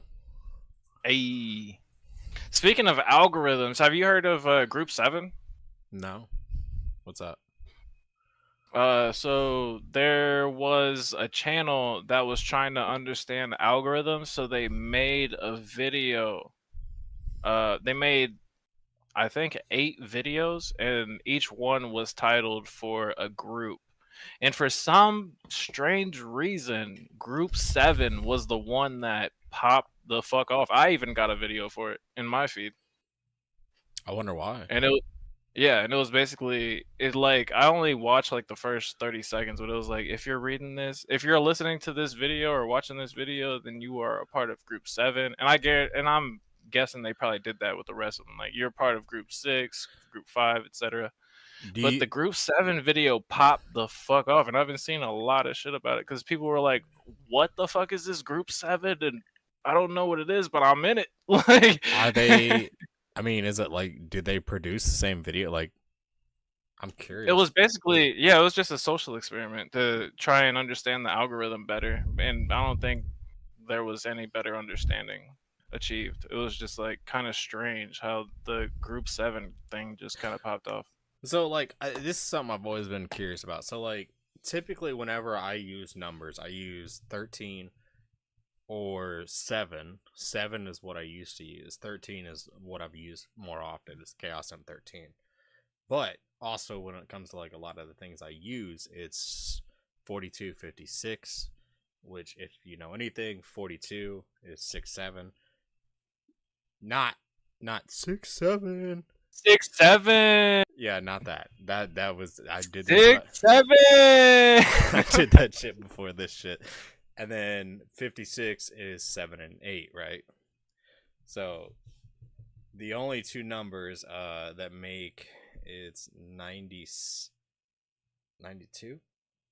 is 7. I forget what it was, but essentially like I had like an entire like mathematical equation of like the reason I use the numbers that I use, like 42, 56, or like 6 and 7, or stop before you do it, and 7 and 8. I had like an entire like stoner brain, like when I was smoking a lot of weed back in the day. Like I had an entire like thought process behind it. I'd written it down and everything, and I'm like, yeah, bro, this is the answer to the fucking world. Bro's cracking the Da Vinci Code on this one. Like I had a whole thought process behind it, and I'm just like, and then I was like, you know, it just fuck it, 13. But like, yeah, I think there is like certain numbers that people pick up on, like when it comes to a certain thing. Obviously, like people when they see 6666, that's something that people see, or 999. When you see 999, you know, it's the inverse of 666 or whatever. You know, there's certain specific numbers. And I'm also rambling the fuck right now because I'm not even gonna lie. Like, we were supposed to be covering videos, but you know, it's just a little ramble section right now. You know, we just chilling. But like, you know, there's specific numbers out there that like people like pick up on, and specifically like 13 is one of them. People are like, oh, that's lucky number 13. Yeah. When there's like history behind it, where it's like it's not unlucky. Actually it's a really unlucky number. It's the exact opposite. Yeah. Yeah, like it's not lucky at all. It's actually an unlucky number. Yeah. I've studied numerology, and 13 is actually a bad luck number in general. It is. It seriously is. But like, it's one of those numbers where I'm like, you know what? I may be unlucky, but like, I'm gonna take that unluckiness and not manifest. I'm trying to think of a better word for it. Flip it. Yeah, essentially, yeah, flip that luck, and then like anything I do, like in a video game, when it's like centered around my character is 13, I literally have the greatest fucking luck. Like you can even ask Kenny. Like when it comes to like my pools and fucking Pokemon TCG, it's fucking disgusting on my account. It is. It is. And it only annoys me because you really don't play as much as I do. I really don't. Bro, I was looking at that the other night. Like I was trying to figure out like how many cards you have. You have like almost 1,500 fucking cards on me. I have 10,500 cards. Over 10,500. I just seen that the other day. Yeah, well, I think it was like I just hit like 9,000. I don't even think it was 9,000. I think it's like 8,500 right now, to be honest. Let me see, people. We're gonna compare cards. Sure, I got a pack opening too. I do have a pack opening. What do I rip? Gyarados, the Fire Chicken, or Altaria? Man, that's what I'm struggling with, because I really want I want a second copy of Blaziken. I need to get a full set of Altaria, but I also still want Jolteon. I do too. And I still need that second copy of Absol. So I still got to pull from all the packs a lot. We're gonna rip Gyarados. Let's go. Let's see what we get. It's a free pack. Yamask, Eevee. I just literally bought the second Eevee I needed. Pidgeot. Oof, hate to see it. I wouldn't have bought that. And But I did buy a fucking Flame Patch because I wasn't opening Blaziken at the time. Bro, I almost bought that too. I was like, man, because like I want it for my Turtonator. I bought it for that's why I bought it for that and Turtonator and Fernape deck, because that shit actually does be clapping. Alright, let's see. You said you had how many? Over 10,500. Alright, hold up. 8,886. You almost Yeah, had $2,000 on me. Look at my fucking battle record. Oh, but I don't even want to look at it. I barely cracked gold on one of them. I have over 1,000 points That shit's crazy, bro. scored. What is this guy sharing with me? Oh, he sent me a Suicune. Fuck that guy. That's why I couldn't send you a Vaporeon today. You sent me a Vaporeon this morning. I know, and I was gonna send you another one, but you were already shared with, so I couldn't do it. I appreciate you, Kib. You saved me. You saved me. I ain't even gonna accept that motherfucker. I'm just gonna let that motherfucker sit there. Somebody sent me I keep getting Japanese cards, just like random Japanese cards from friends. Somebody sent me a Japanese Ponyta. I want some German cards. I don't know why I like the German cards. I got some German cards. Shit. I got some Japanese cards too, you know? Just chilling on my desk. Oh, anyways, we were doing videos, right? Right. Right, my bad. Okay, so we all know there's scammers out there. We all know there's pieces of shit out there. We all know there's like the worst type of humans and scalpers out there. But there is one group of people that are the worst people on the earth. I'll put them right up there with terrorists and murderers. And we call those people Pokemon scalpers. And the reason we put them up there with terrorists and murderers, and I'm not going to say the R word because that's a little bit above. The reason I say this is because they're destroying kids' lives. They're destroying kids' dreams. They're destroying kids' hopes right in their face. And they're telling those kids, fuck you, you little bitch. Fuck them kids is essentially what they're saying. And it's hard to see. Like, as somebody that's grown up with Pokemon all of his life, seen Pokemon through multiple years, multiple generations, I see it. I got my kids coming up now, and I buy them Pokemon cards. I let them rip them packs. And most people are going to be like, why are you giving a 3-year-old cards? They're going to destroy the cards. I keep the good shit, okay? I keep the good shit, and I put it in a binder for them later on. I let them have the commons.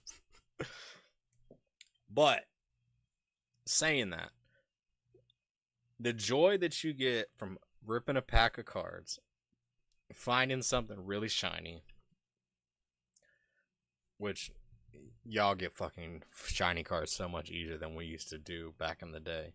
I don't even want to hear you kids say, I got 2 hollows and I didn't get a full art. Shut the fuck up. We used to go through packs and packs and packs and not even get a damn hollow. Little bitches. Anyways. These people are robbing these kids of that little endorphin run, that hit of dopamine. And it's wrong. Because these motherfuckers are putting it in a storage unit. They're not touching it. And they're selling it for 10 times the price. That's the thing. These people, I guarantee, give less of a fuck about Pokemon. They don't give than a fuck we ever about, could. They don't give a fuck about Pokemon. They're just looking for a quick motherfucking dollar. Because they know that people are so desperate for these cards that they're willing to pay 10 times the price for a pack of cards. When you're paying, I've seen people pay upwards of $12 for a fucking pack of cards. I've seen some cards. Now, these are classic packs. These are, back in the day packs. And they're paying $300 to $700 for a pack of cards. These are classics, and I know they do have, some of the hardest hitters in the world. But, like, goddamn, like, they're fucking cardboard, bro. Yeah, I watched somebody rip a pack that was like, I don't know what set it was from, but they were saying that it was, like, old school shit. And I think it was, like, $100 pack or $250 pack or some shit, and they were like, I really should not be opening this, and yeah, they definitely shouldn't have opened that because they didn't get a damn thing from it. It was all trash. Yep. And I mean, I understand like the Pokemon market is where it is. Like it's so fucked up, from whether it be the influencers doing it now, the ripping shippers doing it now. There's a lot of influence of what's made it so fucking hard for kids nowadays. And like that's my big like I literally buy cards for my kids. I enjoy opening them with them. It's exciting for me to see the smile and the happiness that they get. They're 3-year-old kids, just so everybody knows. They're 3 years old today, actually. They're 3-year-olds today. Today. As in today. Yeah, today's their birthday. Oh shit, happy birthday, kids. Hell yeah.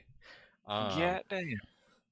But yeah, like it's the enjoyment that you get as a parent, at least for me, you know, as a Pokemon person, the enjoyment I get out of seeing them open a pack of cards. They might not know what's going on. Like we got some from Trick or Treat, and they open the cards. They didn't know who half the cards are. They saw Gengar, and they were like, "Oh, Gengar, that's Dad's favorite Pokemon." And I'm like, "That's right, y'all know Gengar. That's my boy." Right. Speaking of Gengar, I love shiny Mega Gengar. I think all shiny Gengars should be white. Like, why can't? Like, where's the consistency in that? Like, I love that the shiny Mega is white, but the regular shinies are like a lavender color. Yeah, I was about to say it's such love a slight purple. change. I love purple. Like purple is my favorite color, but like that white just goes so hard. I think it would just be better. Let me see. And I think they made that decision like executively. Like, damn, this does go hard in white. It does. But yeah. So this is the new one. I don't know if you can see it, Kenny. I don't think you can see my webcam. But they put out this new Gengar for Halloween. It was like a Halloween pack. I pulled a shiny Hypno, and he's like Pepto purple, like a Grimace. Oh, Hypno. Yeah, sure. Yeah. I pulled a shiny Hypno in this set. It's kind of sick. The pedo man. No, I'm just kidding. Yeah. If only it was like not a terrible card, or a terrible Pokemon in general. Well, I mean, that's like Darkrai, the dark shit behind Darkrai lore. Like, I love Darkrai, but like, when you look into it, and it's like, holy shit, Darkrai is fucked up. But before we get into well, shit, you got Drifloon, like Drifloon. Bro, let's not get into Drifloon. Holy shit, just as bad as Hypno, damn near. Damn not, if not worse. But before we hop into this video, I'm gonna run to the bathroom real quick. Like I said, alcohol, my system destroyed. Don't be talking no Vaporeon shit while I'm gone.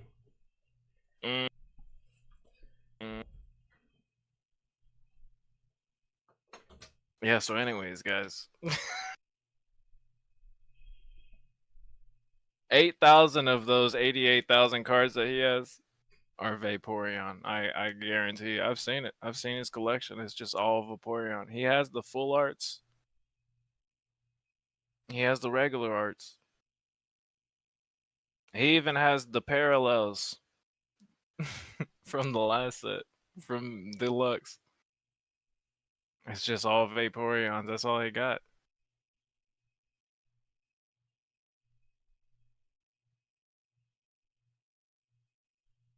What he doesn't want you to know is that he has another streaming room that's just all Vaporeon shit. But he likes to do nasty streams in there. That is pure fucking slander, you mother.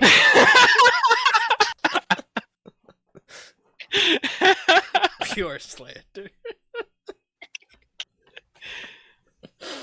I ain't say a damn thing. I don't know what you're talking about. Motherfucker, I pulled it up on my phone real quick while I walked away. Fuck you and your Vaporeons.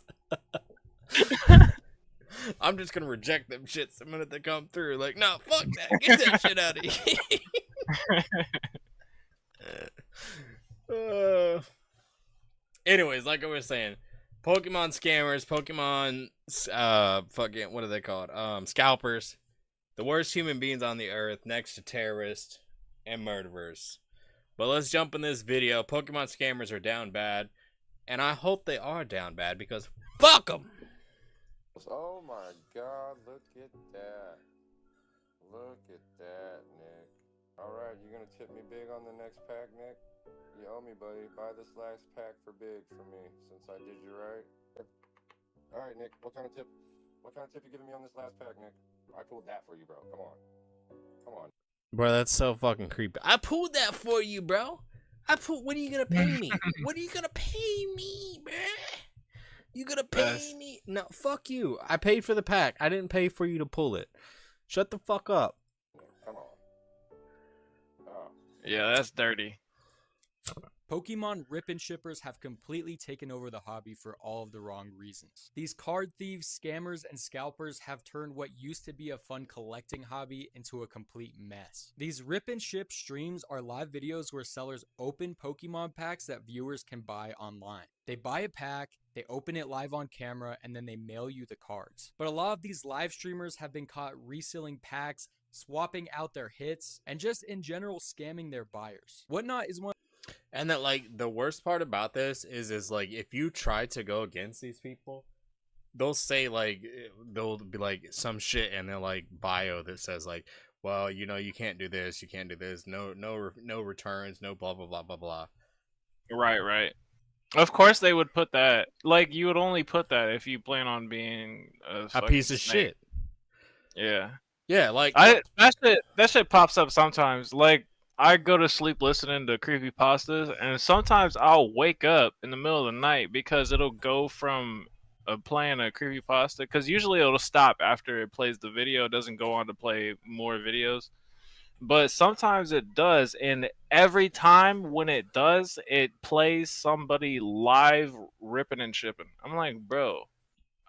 Like, what? First of all, why are you opening packs at 4 o'clock in the morning? Like, what, on live? What the fuck? Who's watching this? Bro, I bet you we could find it right now. Hold on, let's go. Pokemon rip and ship live.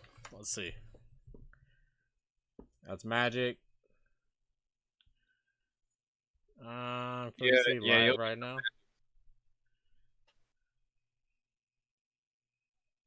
This looks like Pokemon.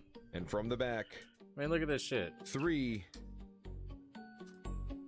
And this is all the new set. Good luck.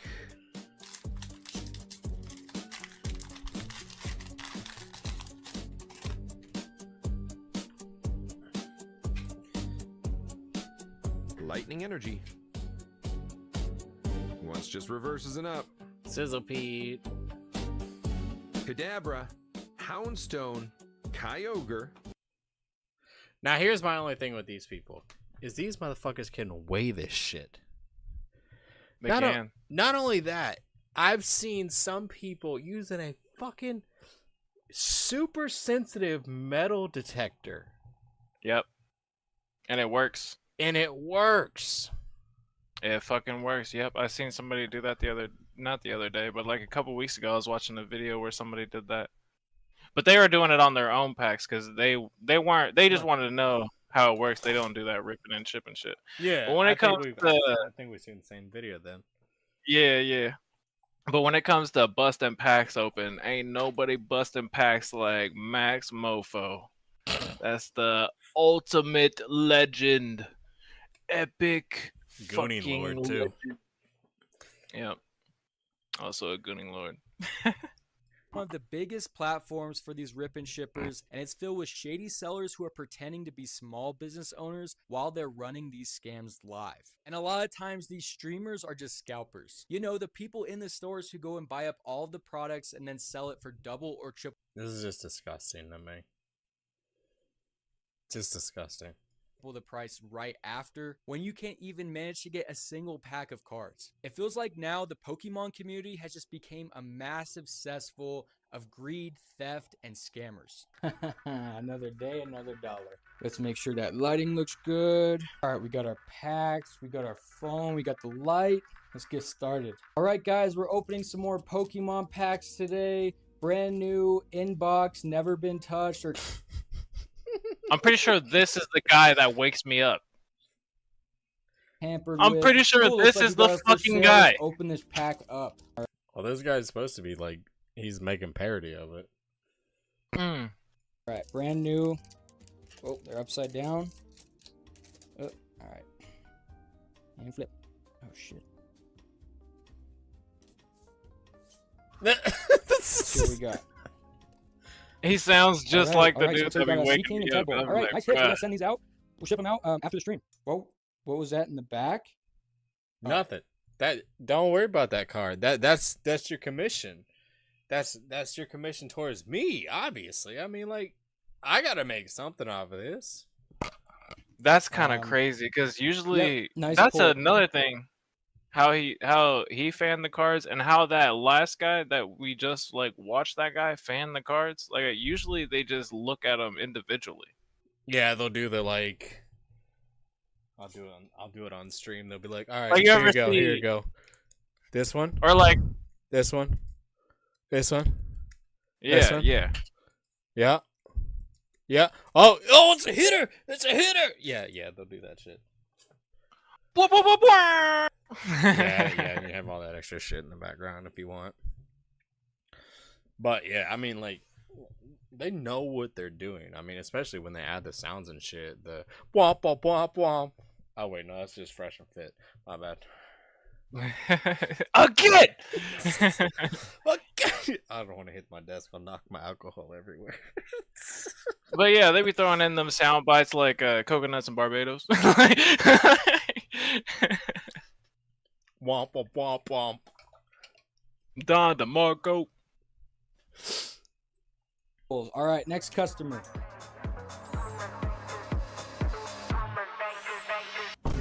Originally, platforms like Whatnot used to be a safe and fun way for collectors to buy and sell products through live auctions. Now, more than anything else, it feels like it's just a breeding ground for grifters and scammers. You've got people running streams where they open sealed packs. Bro, this Charizard goes so fucking hard. I don't know if you've seen this one.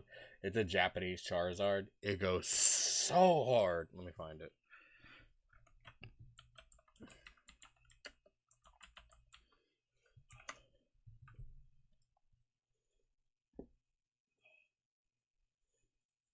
Look at this. Bruh. It's got Charmander, That- Charmeleon, Charizard, and then the Mega Charizard. It's so That's nice. That's a fucking card right there. Holy shit. It's such a nice card. Like, I love it. Anyways. Packs for buyers, but those packs aren't always legit. Many of them are resealed, weighed, or even tampered with Yeah, I got this scale, but it's not for the same reason. before the stream. Some streamers have even been caught on camera opening real packs off screen, keeping the rare cards and then replacing them with worthless commons before showing them to the viewer. These buyers of the stream are spending hundreds or even thousands of dollars thinking that they have fair odds. Instead, they're just getting robbed live with a group of people in the chat watching it all go down. Bruh, I'm gonna be honest with you. I don't know if I can trust you because you have Charizard in the background. Shit. I got a Charizard in my background too. Fuck. Whatnot is getting better now, but in the past, they barely did anything Exposed. about it. Oh, the Bubble Mew. This card is so cool looking. Sellers who got caught running these scams just make a new account and then they're back up within a couple of days. These people who are running Of the live course they streams are. aren't real collectors. They're just lying to make a quick buck off of people who don't know any better. And in general, they're just taking advantage of people who actually support them. The rip and ship trend has exploded, especially within the last couple of years, mainly because people have a really hard time getting their hands on physical product. And for the first time, fans felt like they could buy packs to be opened live by a Oh, that Zapdos is clean. creator. At first, it was entertaining and it seemed legit because you're buying from a trustworthy seller, and they always came in sealed boxes that couldn't have been tampered with. But as that format grew, it became a business model for smaller streamers. They started selling random loose packs instead of sealed boxes. And this is where all of the problems began. The issue is you can't verify where those packs come from if they've been weighed or tampered with, and most modern Pokemon sets can't. Bro, I know this is a filter, but holy fuck, this motherfucker's face. Damn. Bruh. Be tracked From after like they've the been opened nose from the up, original seal. he kind of just looks like Mr. Bean, to be honest. He's like if Mr. Bean and Seth Green like had a baby. Look at that forehead. God, that's like a 5, 6, 7 head. He got Chaos AI in the running. Damn, this poor guy, man. Fuck. Nah, he's probably So just whenever old. He probably Hopefully. is. Well, I mean, oh, bro, look at the bracelet. Nah. He has braces too. No. Look at the bracelets. Hold on, let me full screen this shit. Look Oh, at the bracelets on his bracelet. arm. He's got like the beaded bracelet, and it looks like a bunch of those fucking rubber bracelets as well from back in the day. This guy cannot be in a school zone. You heard it here first, people. Do not trust this guy around your kids, because he's got Pokemon cards and he's got these bracelets on.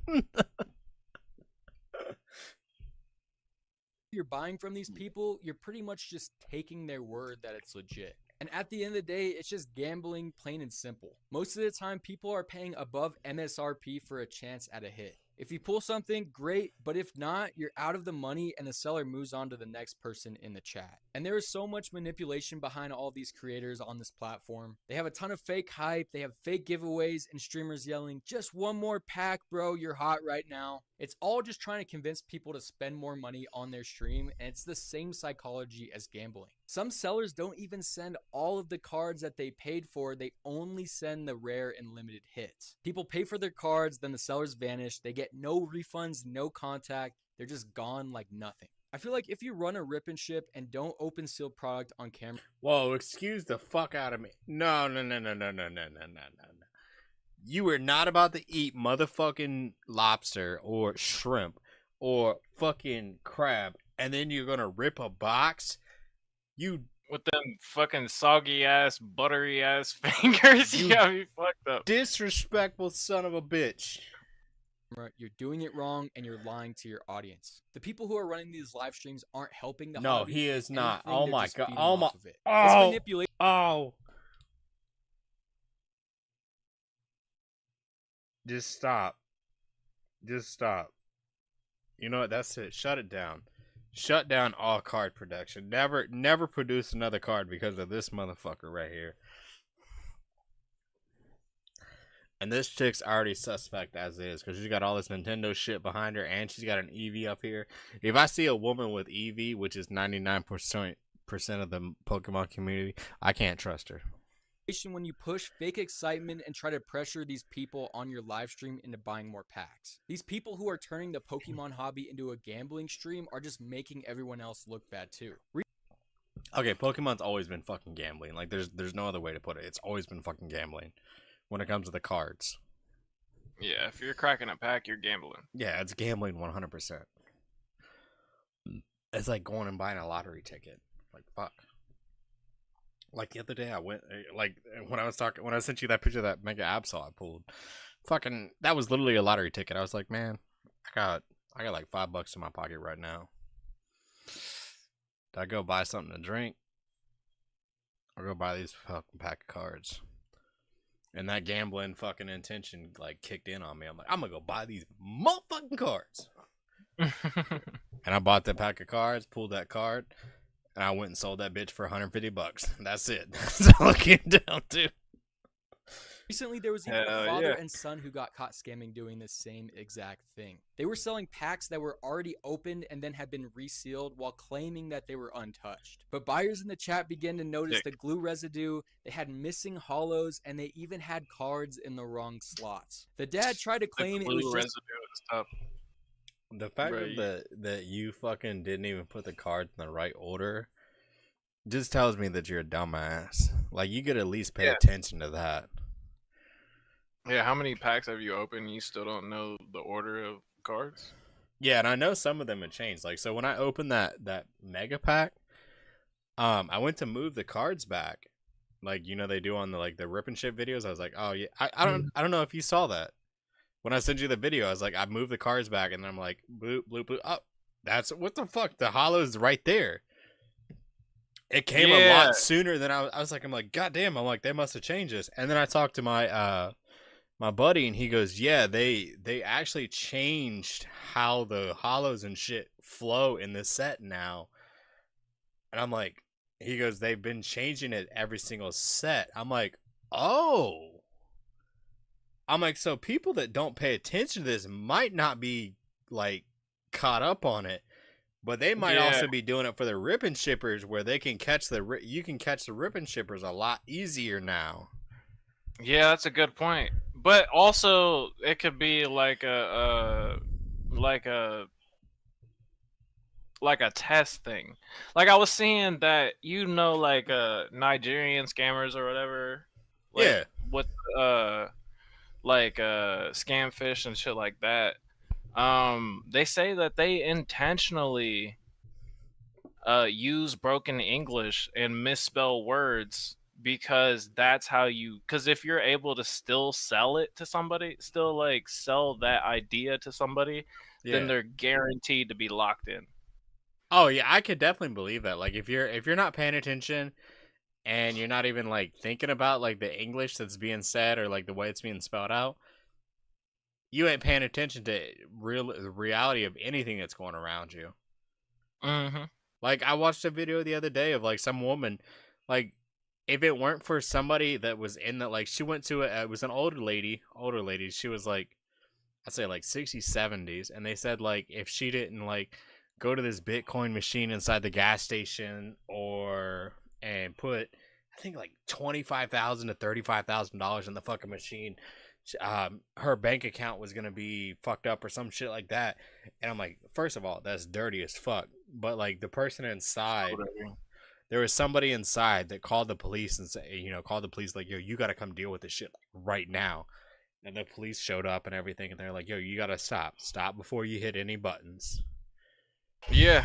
Working customer service, I had to do Western Unions all the time, and I stopped like more than I can count on it. Like I've stopped so many old people from sending money to their family members and shit. Mm-hmm. In quotations, family members. Yeah. Scammers That shit's here, crazy. Man. This shit is crazy. They be fucking preying on these old people. Yep. And it's sick. It's beyond sick. Like these people ain't up on fucking technology, and that's why you're doing it. Yeah, and it's only gonna get worse, like especially with how good AI is these days. You could just send. Now they can fucking literally upload their grandson's likeness and be like, "Hey, I need a couple dollars, Grandma." Mm-hmm. Couple thousand. It's a factory in Roblox. But really, when Oh, God damn it. I do want to appreciate this man's collection, though, as far as his shoes. They all look clean. These are some nice Nikes.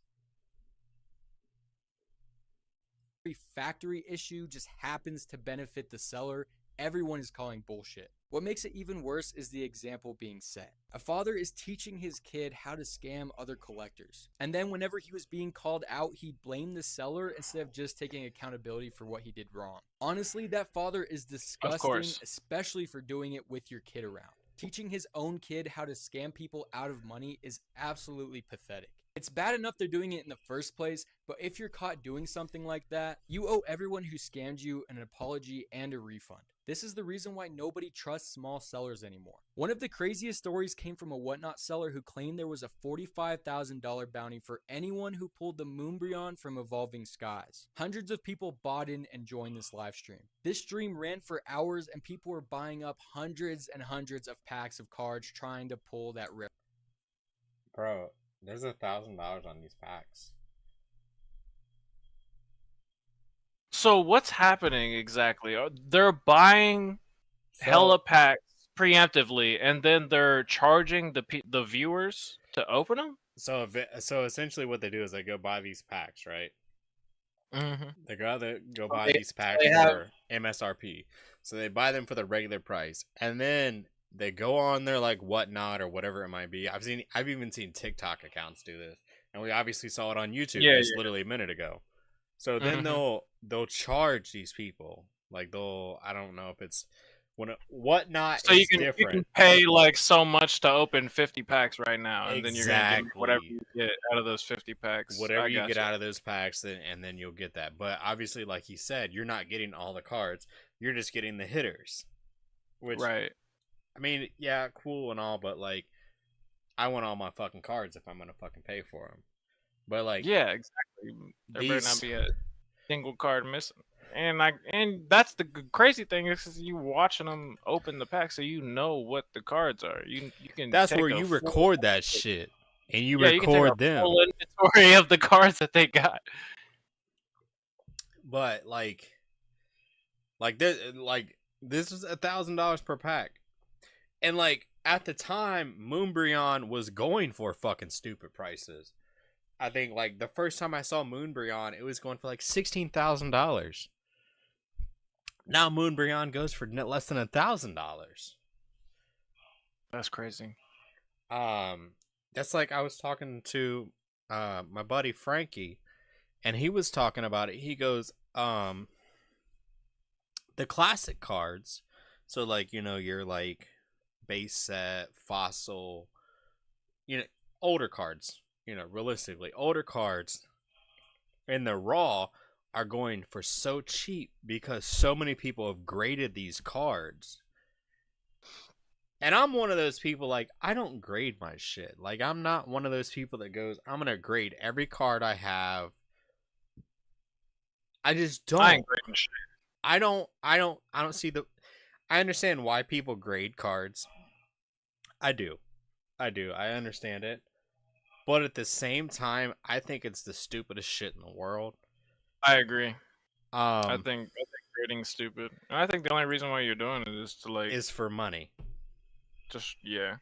It's just a transactional. Like I've heard people say it's an investment. But even then, it's like really because like what if you get it graded and it's like oh well this is an 8. You're like oh well shit, or this is a 6. Like damn. Oh, But if I would have even never then- got it graded.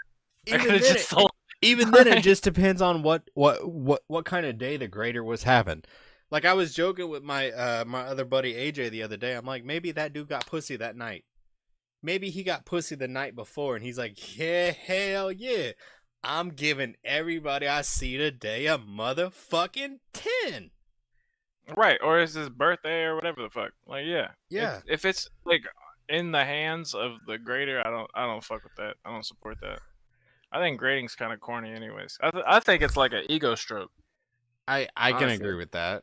And look, and I'm not hating on anybody that grades their cards. Like if you grade your cards, cool, do you? But like me personally, I think it's some of the corniest and goofiest shit to do to a fucking card. You're putting it in the hand like you literally just pulled this card. There's nothing wrong with it, and you're gonna send it to get graded, and then you get it back, and they're like, it's just whatever they say it is. Yep. Like that shit's like, bro, you're like if it just came out of a pack, it's a guaranteed 10. It should be a guaranteed 10 every fucking time unless it's a misprint. Like there's no reason why it shouldn't be. No. So what are we doing? So And what are then we doing? And then I've heard people like, well, it's off centered, or it's not centered right, or there's a difference in color, or like, are you fucking kidding me that this shit got literally printed, put into a pack, and it's off centered? Like I can understand, like I've had cards that are like literally, like you can literally see where they cut it, and you have the indentions of where the fucking card, like the card machine that cuts, you can literally see where it's like divoted into the card. I have some of those cards, and they're literally called misprints or miscuts. But that's a difference between a card that's like come out nice and perfect, and it's off by like a centimeter, not even a centimeter, a micrometer, and you're like, fuck, nah, that's a 9. Get the fuck out of Yeah, here. fuck that, bro. That's so corny. Cause there ain't nobody looking at that shit. No, Are people really no, studying cards? just corny They're motherfuckers. pulling out the ruler. I Check will to make sure all never the- understand that shit. All right, let's get back to this video. Let's see. their card. It was all marketed as the biggest Pokemon bounty ever. After a few hours, somebody actually pulled the card. The chat was going crazy and someone had just won 45 grand, but out of nowhere, the seller just stopped the recording and deleted the video. He said Because that it he didn't just won count and 45 claimed grand. The bounty was Yeah, he most definitely won that money. What the fuck?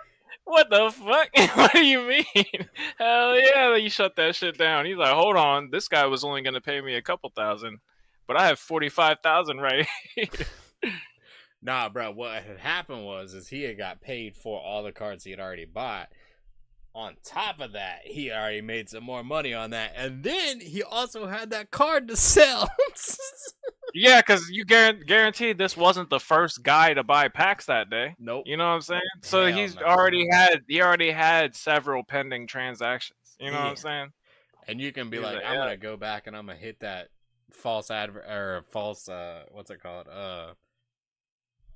Chargeback, but bro, you gotta fight that shit. for a different card, but everyone watching knew what just happened. That 45 grand prize money was fake, and the whole thing was designed to hype up sales and exploit these viewers into chasing a payout that never existed in the first place. This has to be one of the craziest marketing schemes in the Pokemon seller community. You can't promote an entire stream around. It's not crazy at all. It's just fucking stupidity. If you think you were gonna get paid for finding a card. That's all it comes down to is these people take advantage of the stupidest people in the fucking community. Like, I understand you want your cards. I do. I understand. Actually, And I understand that there's probably actual genuine fucking rippers and chippers out there. there but- are, but But that's the exception.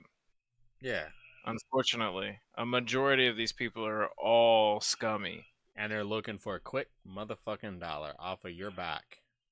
And that's what it's going to come down to is like it is literally a lottery.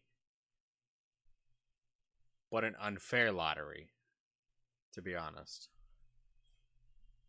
Pulling a single card, and then Also, I keep noticing shit in this guy's room. This motherfucker got some cologne out there. Like, look at them cologne bottles. Like, this motherfucker is got cologne. Oh, you think that's cologne, bro? You should see my cologne. Oh my god. Motherfucker, you got like 30, 40 bottles? More than that. I've had this Scentbird subscription for like 5 years now. Oh, you jumped on that app and preached Scentbird, huh? I've had it for 5 years. Like, I've had this shit forever.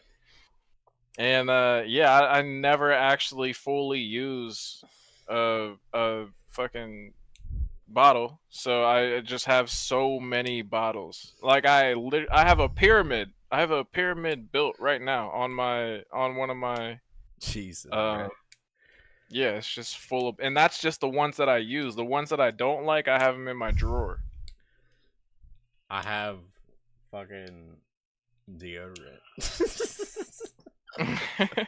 That's it. I don't even fuck with that shit. accidentally lie about a $45,000 payout. This guy knew what he was doing. He was building hype intentionally. He was getting paid and a lot of people were buying his cards. But when someone actually pulled the card and won, he just ran away and hid. It's just crazy to me to think about all of the stuff that people think they're getting away with, especially when they're on a live video that people can record. And all of these issues around Pokemon aren't just online either. Theft is becoming more and more common at in-person. Oh man, I've real-life seen card some of these. shows. There I've are a seen ton some of these compli- videos of people stealing out of people's binders at card shows. That's crazy. Bro, I would not. That's a wild thing to waste your life on. I tell you that. If you fucking yeah, like I was watching a video that was talking about like stealing people's groceries and shit, and then somebody was like, if they try to steal my groceries, I'm just gonna kill them. They're like, damn, you're gonna kill somebody over groceries? And I'm like, yeah, you valued your life at those groceries. Like when you decided to steal them. I mean, you ain't wrong there. Like shit, if you're willing to put your life on that's like I see all the fucking EBT videos of people like talking about that shit. Like, we're gonna rob these motherfuckers. Yeah, that's what they're saying. They're saying we're not robbing the stores. We're just gonna wait for them to leave the stores and then rob them. Yeah, you're gonna get yourself shot, especially if you're living in Florida, Texas, Alabama, Oklahoma. These motherfuckers don't play out here. Mm-hmm. Yeah, that's crazy. But Inflation yeah, of if you videos of if you kids if and you even are like adults stealing ripping cards out of people's binders, bro, you're gonna have to face the consequences of that. Nah. Like, Especially if they whoop your ass on screen. yeah. binders, slabs, and packs right off of the vendors' tables. At a Dallas card show, a vendor caught a kid on camera pocketing around $500 worth of cards, and then the kid acted like nothing happened. They try and play it off so smooth by going Of and course. walking up to the vendor's booth. They'll act like they're just browsing cards and want to shop there, but after doing some dilly-dallying, they'll just slip the card right under whatever they're holding and walk away like nothing. These vendors are now having to bring cameras and lock up their displays. Some are even wearing GoPros just to protect their inventory. These card shows used to be all about the community, but now these sellers are having to guard. Nah, these card shows were not about the community. There's only certain I was card going to shows. say, you should never be able to trust your cards out in the open like that, especially if you're just one man at a booth. Like, can you, like, no, because there's, like, hundreds of people in this fucking convention, and they're not standing at your booth one at a time. You're going to have, like, 6, 7 people at your booth, and you're talking to one person. You Yep. can't be talking to one person making a sale and then pay attention to what the other 6 or 7 are doing. Yep. And them motherfuckers are robbing your ass blind. Their stuff like they're running a gas station on the wrong side of town. And to me, I don't care how old you are, if you steal at a card show, you're trash. Even little kids know that stealing is wrong. And these vendors are spending money, travel, and setup to share what they love. And people think it's fine just to take from them right in front of their face. People like this don't belong at these events. And everyone else who respects the hobby shouldn't have to lock up their cards just to stay safe and avoid thieves. I'm not gonna lie, the Pokemon as a community can. That's be just how it confusing. is. Some of That's the just most how the world is, especially in different areas. Like when my mom came from Vegas, she was like, "Wow, it's crazy that you guys don't have like your car dealerships chained up." Like because I guess in Vegas all the car dealerships are like there's a whole chain that wraps around the entire dealership to keep all the cars from getting fucking ran out the damn dealership. I can believe that in Vegas. Hell yeah. Like, yeah, it's a product of your environment type thing. Like I don't even think it's ever crossed anybody's mind to fucking just walk into a dealership where I am and be like, yeah, let me just sneak this bad boy up out of here. Nah, especially You know what not I'm at Coghlan Automotive. Them motherfuckers ain't stealing shit, because he's the one selling and stealing shit. Wait, I'm Yeah, no, sorry, no. Coghlan Automotive. I never said that. I never said you were selling drugs out your cars. I never said that. I never said that. I never said that you had a whole grow up I never said that. that was discovered, and then all of a sudden the police department just had brand new chargers out of nowhere. Yeah, never said that. No. I don't even live in the town anymore, and I still know that shit happens. Fuck you, Coghlan. Yeah, fuck that guy. And now he owns Kmart, and they turned it into like here's the crazy thing. So they turned Kmart into a RV center. So it's supposed to sell RVs. There ain't no RVs in that bitch, is there? If there is, I've never seen them. You never see anybody go in that building. You never see anything going on outside the building. That's There's a front. no lights. That's a front. Yeah, that's what I'm saying. That's what I'm saying. Like, bro, ain't no telling what's going on inside that Kmart, bro. I'm telling you. It's That so shit, and it ain't no damn RV. Ain't nobody buying RVs in my fucking town. I'm Ain't telling no way. you. Right? Ain't no way Nobody- anybody buying that shit. And first of all, this damn it's been like this for a couple years now. Right. Like how the fuck do they afford that? They can't even afford to keep the lights on. They're not making any money. Bruh. Absolutely no money. So what are they doing over there? Bruh, How I'm is it telling still you, running? It's the mayor in that town. It's That creepy. motherfucker is sketchy as fuck. Everything I've seen on that mayor is sketchy as fuck. They're doing some shit right now because they're doing an election. An election's coming up soon, and so everybody's like at each other's throats trying to get, which is dumb because they spend money on stupid shit. Like I don't know if you remember, but the bank, PNC Bank out by Walmart, it had that big ass sign that like it's like a LED sign. It'll tell you the temperature and what time it is. Well, we had a new one built at the Y. Wait, when did they? Oh no. Yeah, I know what you're talking about. They built one at the fork, like at the Y, that Yeah. like between that street and the street that goes to the fair. Yeah. We spent money to have one put at the Y. Why? With how technology is, you're telling me that people are driving past this thing and they can't tell what time it is or what the temperature is, as if not every fucking car in the world tells you that? Bro, that's why I'm saying when I came to town, I came there for a week. A week! And I was like, what the fuck? I'm like, this town has changed so much. Sorry, Bro, people, I know this ain't related to the video, but this is just us, riffing tonight. Bro, we got a Starbucks coming in. Oh God. And they're putting the Dunkin' Donuts in Walmart. Why don't they just put next y'all gonna have a Target and there's gonna be a Starbucks inside of that one with the We don't have a Target because we have a Aldi's. We just got a Aldi's, bro. Hey, bro, Like, Aldi's slaps, bro. I'm not gonna lie. It's almost ready. I'm telling you, that thing's gonna be up and ready here soon in a couple weeks. Bruh, I'm telling you. All right, so like if you ever like Pepsi Lemon or Pepsi Lime back in the day, you got to get that fucking Aldi's fucking cola cuz it tastes exactly like that shit. Okay, I got you. Yeah, bruh, it tastes almost exactly like Pepsi Lime or Pepsi Lemon. Almost exactly like it. But anyway, I mean, like, yeah, shit. But yeah, we got now we have 3 grocery stores. We have fucking 10 pizza shops. We got fucking 8 coffee shops. Like, bro, it's just a land of redundancy over here. Like, it's just a bunch of bullshit we really don't need. And no good pizza shops to be. I mean, like, Renetti's is pretty good. Fucking Cappy's I fucking hate Cappy's. I cannot stand Cappy's. Where I'm at, bro, in life, pizza is pizza to me, honestly. Like, I be slapping Little Caesars damn near every weekend.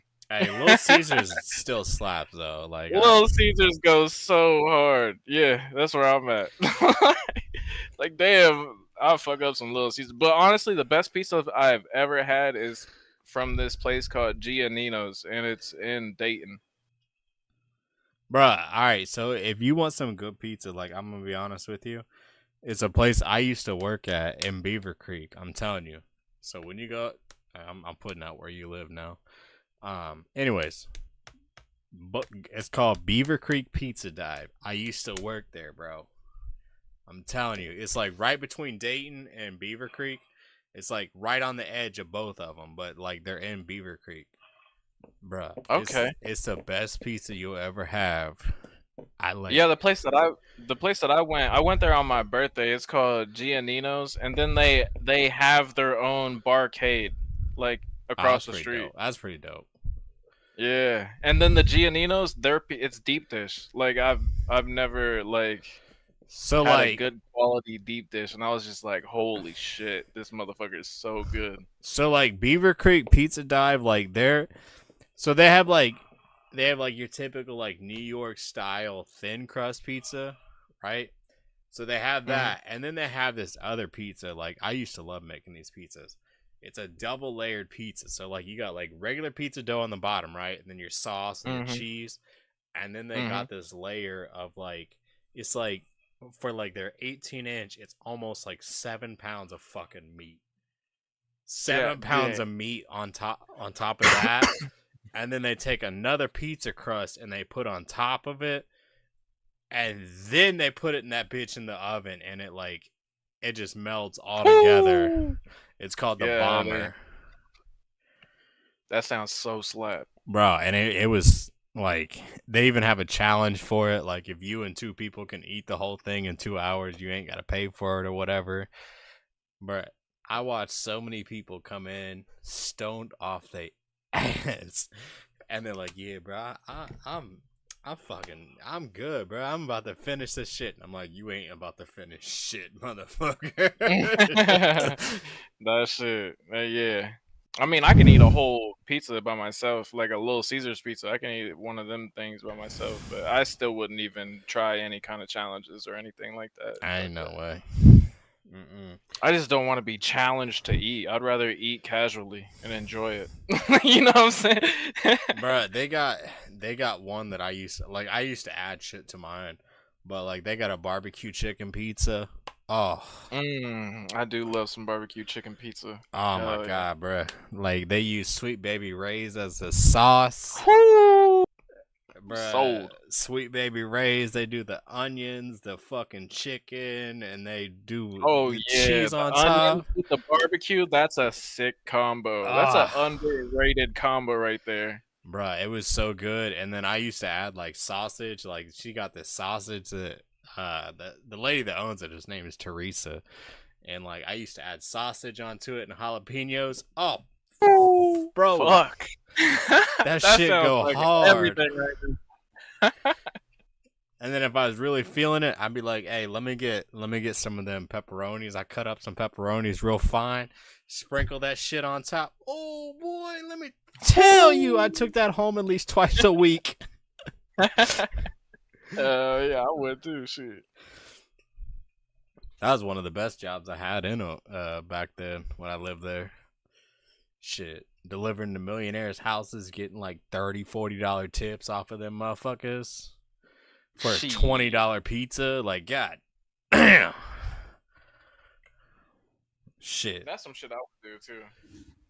Bro, I used to love it. Like, I was the manager, but like I'd for real be like, when I had some employees in the shop, I'd be like, "Yo, I'm gonna go deliver this fucking pizza. I already know this person's house. Like, I'm gonna go to their house and deliver the pizza. You watch the store while I'm gone." Yeah, that's what I'm saying. If I was rich, I would be over tipping like a motherfucker. I over tip now, and I'm not even close. Yeah, it's the same way for me. Mine's like 25-30%, and I'm like, I ain't got this money, but you know, I'm gonna give it because I appreciate the service. Yeah, especially if it's good service. If it's not good service, I'm still tipping, but I'm not. It's not gonna be as 10%. It'll be 10% if I don't like the service, but it's 25-30 if I do. Like, I understand you need to make a living, so I'll throw you 10%. Like, but I ain't gonna tip you the way that I should if you were giving me good service. Shit. Especially if you don't do anything. Like, yeah, we went to a Mexican restaurant. Went on a date the other day. Went to a Mexican restaurant, and the girl I was with, she actually had some shit she had to do. So we were kind of on a time crunch for this lunch, and our server served us our food and then fucking just disappeared for 40 minutes, and we're just sitting there just waiting. Ain't no way. All she did was she brung me a refill from my lemonade, like when it was like halfway down. So that's good. But other than that, I didn't see her for the rest of the time. And then like we were literally just sitting there for a solid half hour, just waiting on the check. And then I was like, we should just go to the desk and pay and get out of here. Like, fuck that shit. There ain't no and way. then I was like, I don't even really feel like tipping this girl because she literally did nothing for us, honestly. Yeah, I brought you that one drink though. Like, you could give me $10. No, fuck you. I'll throw you $5. Like, Yeah, that's really what I did. I gave her I left a $5 tip. like I've been in the service industry. Like, I understand that shit. Like, that's where your money comes from. But like if you're not willing to provide service and you're not willing to, like, you know, be cool with your customers, and like, I understand there's a little bit much. Like, you can be a little bit over the top, like, you know, sitting there bugging them all the time. But like, there's a good balance of like when you should be bothering them, when you shouldn't be. Right, and I can understand if it's busy or something, but literally all we needed was a slip of paper that had what we ordered on it. Yeah. You know what I'm saying? Like, it ain't that big of a deal. Like, you could have did that in passing on the way to another table. Yep. So yeah, you probably have to cut that whole shit out of this when you upload this video. Probably, We just went on yeah. the whole thing. We just went on a whole fucking tangent of shit. It'd be like that.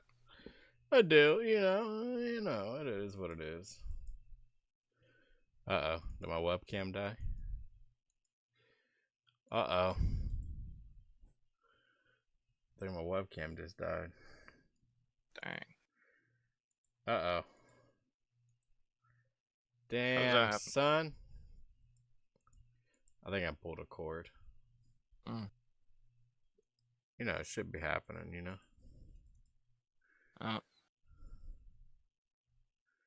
Let me see.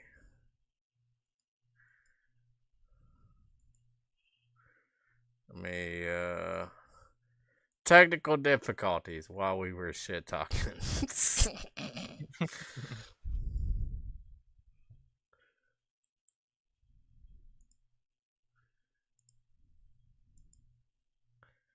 I ain't even super worried about this. I think it's just gonna be one of those streams that I upload.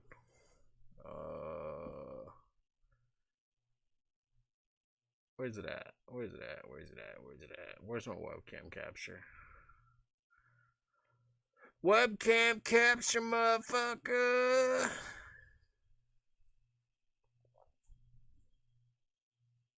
Damn, I don't even remember where the webcam capture is. Video capture.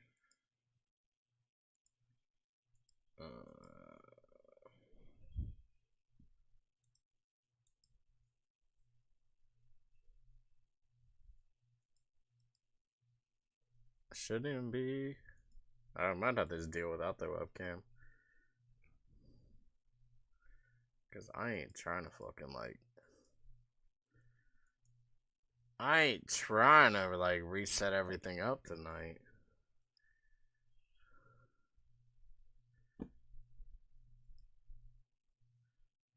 No. No.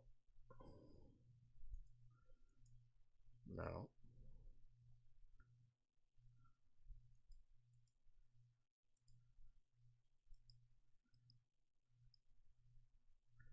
Configure the video. My bad, people. You know, should be happening.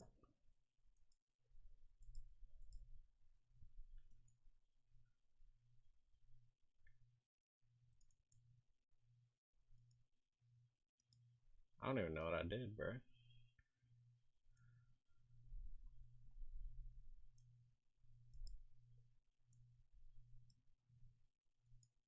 Damn, you done broke it a bit. I did broke it a bit.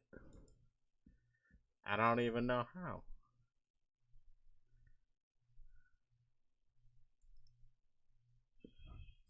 Here, let me try this real quick. Unplug it. Plug it back in.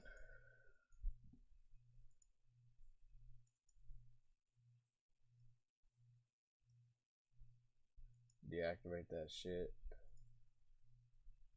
Hey, yo, why is my face so damn big? God damn.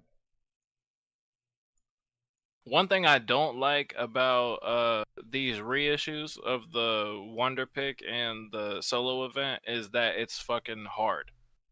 Like, we're both missing 2 cards. Well, I ended up getting Chansey because I used my ticket on Chansey. And now I'm pissed that I used my ticket on Chansey because I ended up pulling the other Chansey from a Wonder Pick when I was trying to get the Meowth.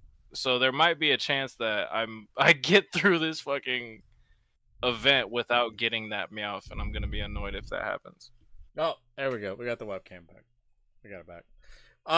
Yeah. So I haven't even messed with it yet. Like I haven't even used my ticket yet because I realized Definitely that like save it. halfway through.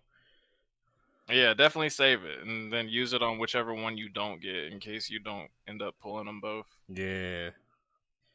Actually, 'Cause, speaking yeah, I was- of that, I got Chansey and Meowth up right now. Let me see. Let me see chat. Let's see if we get it. We get. All right, we're gonna go. We're gonna go middle with it. Oh, when we pulled the Meowth, let's go! Nice. Let's fucking go. We pulled that motherfucker right there. You know, look at that Meowth. Look at that motherfucker. Now we just gotta pull the fucking Chansey. Mm. Hell yeah, motherfucker. That means I'm only missing. Also, in the solo event, I noticed that you don't get the fucking solo event hourglasses. No, you don't. You just get the card. Like, so you can't refill when you run out. Because usually I'm able to. Usually I have like 12 to 17 like refills. Oh, Like, I know what you're hourglass. talking about. I got you. Yeah. Yeah, but because I was like, let me go ahead and do that this morning because I noticed that I only had 1 out of 12 because I just did the Lapras one, and I was like, I already have all of these cards from all of these fucking things, so I don't need to do this shit. And then I seen that it was 1 out of 12. I was like, oh, I might as well clear this. So then I did like another 5, and then I ran out of tickets, so I went to refill the tickets, and I was like, oh, 0. Well, shit. Now I have to actually wait. What the fuck? You have to wait to recharge it. Yeah, that's stupid. It's probably because it's, yeah. I don't know why it would be right like that. Oh, I've got 134 fucking event hourglasses. Fucking Shit. crack, bruh. Fucking crack, bruh. I be spending them every time because I never like some of the last event I got everything in my first run through. So that was pretty good. But like there's been a couple. The Zero Orc or Zoroark or whatever the fuck. That shit. Zero Aura. Yeah. No, not Zero Aura, the Zoroark. The Zoroa. Yeah. the Evolution dark one. Zoroark. Yeah. I couldn't. There was a card from that set that I kept missing, and I spent every single one of my fucking event hourglasses trying to get this damn thing. Still didn't get it, and then I got it on the last day. I was like, holy fuck! I've never did a solo event the entire duration of the solo event. I think I missed 1 out of that set, and I'm gonna get it out of this this update. To be honest. Alright, I'm gonna be honest, this guy's video is fucking boring as fuck. Not gonna be a lie. Let's be real, people. Pokemon scammers are shitty people. Mm. Don't trust them. Don't buy cards from them. Because all you do is you feed into these people, like, you just make it so it's okay for them to sell these cards at over escalated prices. Don't do it. Don't listen to it. Don't do it. Alright? That's all I'm saying. Just don't do it. Don't buy into these fucking people's $10 packs when they're fucking $5. Alright? Don't pay double the price. Don't do It's it. actually, I have no skin in this game, but I think it's fucking probably more beneficial to just buy singletons. Still. Depending on the singles. Because some of them are fucking $1,600 for a single. Fuck. Yeah. But then, even then, like, Oh, I mean, that's the same way. Like, you know, if you buy $16,000 or $1,600 worth of cards yeah. and you pull 1, I mean, is it really worth it?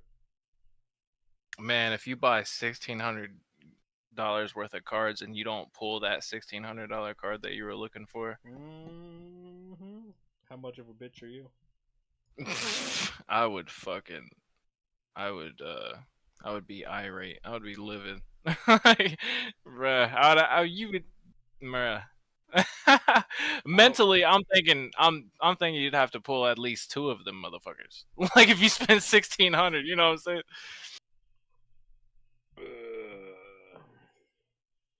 Like Alright. damn, how many cards are in a set? There's no shot that you're gonna fucking, but I don't know. It'd be like that. I guess there's really, do they have guaranteed pulls and sets? I don't know. I only play digital card games, so I don't really know. I think it's like guaranteed 1 rare. I think like if you remember Yu-Gi-Oh, Yu-Gi-Oh went to like guaranteed 1 rare per pack, and then it became guaranteed 1 rare plus a hollow. Per Right, pack. right. But I'm talking about like if you buy a box. Oh, I don't know about a box. I think a box is probably guaranteed at least 1 full art, I would assume. I would assume, like, if you're buying a whole box, which is a ETB, which is like $80, like, if I'm not guaranteed a motherfucking full art card at $80, that's insane. Yeah, and that's shit.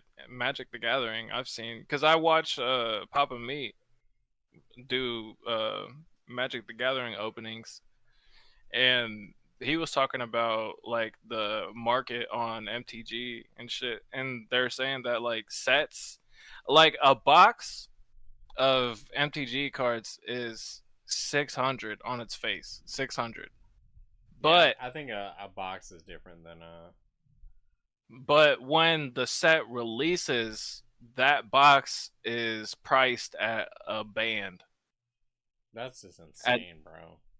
At least a band, and then it fluctuates depending on how well the cards do. So, for instance, the Final Fantasy set, it went from a band to 1,500 for a box, and then the adverse is like the Spider-Man set, it went from a band to like 650. Makes no sense at all. Mm-hmm. I mean, card collectors are weird, bruh. Like, to be honest. Like, there's the card collectors that collect for collecting, and there's the card collectors that collect to put it in a book and never see it again. And then there's the card collectors that give 0 fucks and just want to play the game. Yeah, and that's how they are. Like they bust packs, they do those pack openings so they can try and pull these chase cards and shit. But they don't sell these cards. It's straight up so they can play with them. Yeah, and they're it's something that they cherish and appreciate. Mm-hmm. Which there's a difference between those people and the people that fucking just do it so they can make $1.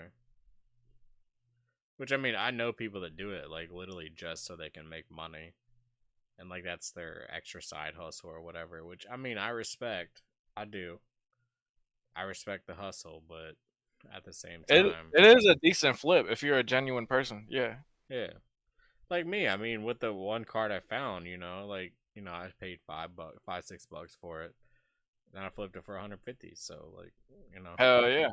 It was a card I knew I didn't want. Like, because I literally collected, like, certain cards. Like, I collect, like, Gengar cards. I collect Tyranitar cards, Dragonite cards. There's, like, specific Pokemon that I collect. Otherwise, I sell them shits. Like, I don't give a fuck about certain cards. If there's certain artwork I like, I'll keep the artwork. Otherwise, that makes sense. I don't give a fuck. Somebody else is gonna like it. Mm-hmm. The people that be playing with that shit are collecting those cards specifically. Yeah. Like the Mega Absol, it wasn't a card that I liked. But Absol's a staple, like favorite for some people. Oh yeah, definitely big titty goth girls. They love their emo. They love their little emo dog. Yep. Like shit. I mean, like there's some shit I got in here. Like my Gengars. I got my Gengars. I got like custom made Dragonites and shit, like made straight out of silver. Shit, I got Tyranitars out the ass all day long. Like, I'd just be collecting Tyrannosaurs. Let's see what else. Magneton. I fucking love Magneton. Omastar. Benetti. Or Banette, whatever you want to call it. Could be. I collect a lot of fucking, like, ghost Pokemon. Ghost Pokemon's my shit. They don't get enough respect. Better put some respect on their names or they're gonna come haunt your ass. You want a Gengar rolling up in your house and just looking on your face while you sleeping? Hell nah. Well, there you go. Or a Vaporeon. No, I'm just kidding. Hell nah. You maybe. Vaporeon. Man, fuck you. Vaporeon slide up in your house and just rub its slimy body all over. Hey, I don't want to hear about your fucking fantasy novels. What's that shit called? Uh-oh, hold on one second. Fan fiction? Nah, it has romanta something. What are they calling those? The romantasy, that's what it is. Yeah, your romantasy novels.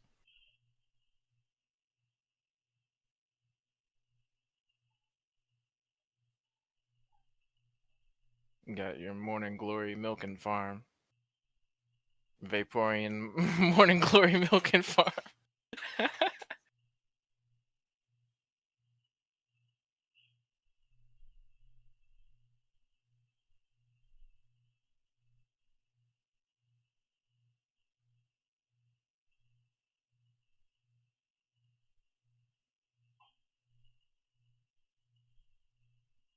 Shit. Did you crash? Dang.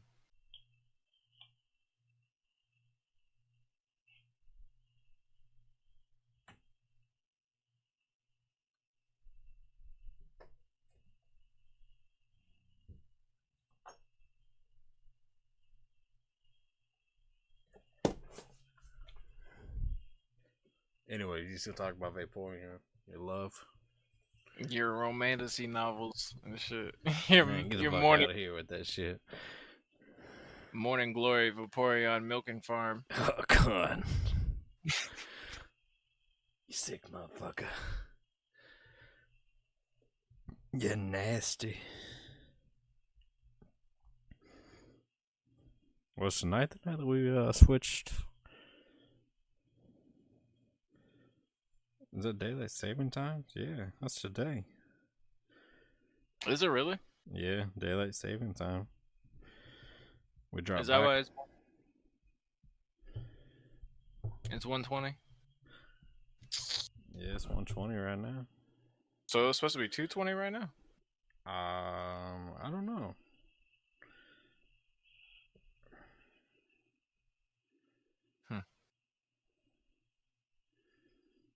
I don't know. What time is? I don't know. Does it switch at 1? I think it switches at 2. It goes back to 1, maybe. I'm not sure. I actually don't really know how that shit works. And I used to work third, and that was the worst. Because you didn't get paid for that extra hour. Hell no, you don't. Daylight savings time comes at the end of Sunday, November 2nd at 2 a.m. So we'll slide back an hour. So when it hits 2, it'll jump back to 1. Yeah. Right.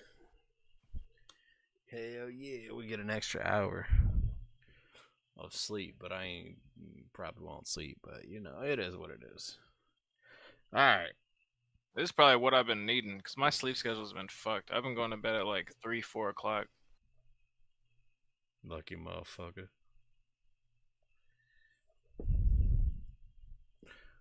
That ain't by intent. No, that's you fucking playing Pokemon all night. Tell me I'm wrong.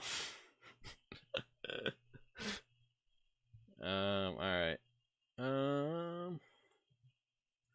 This IRL streamer just fled the country after hospitalizing a kid. Damn. Alright, so we're gonna switch it up a little bit. Enough for the Pokemon hate, even though there wasn't really any Pokemon hate at all tonight. We're just shit talking. So we're gonna switch to it. IRL streamer flees the country after hospitalizing a child live.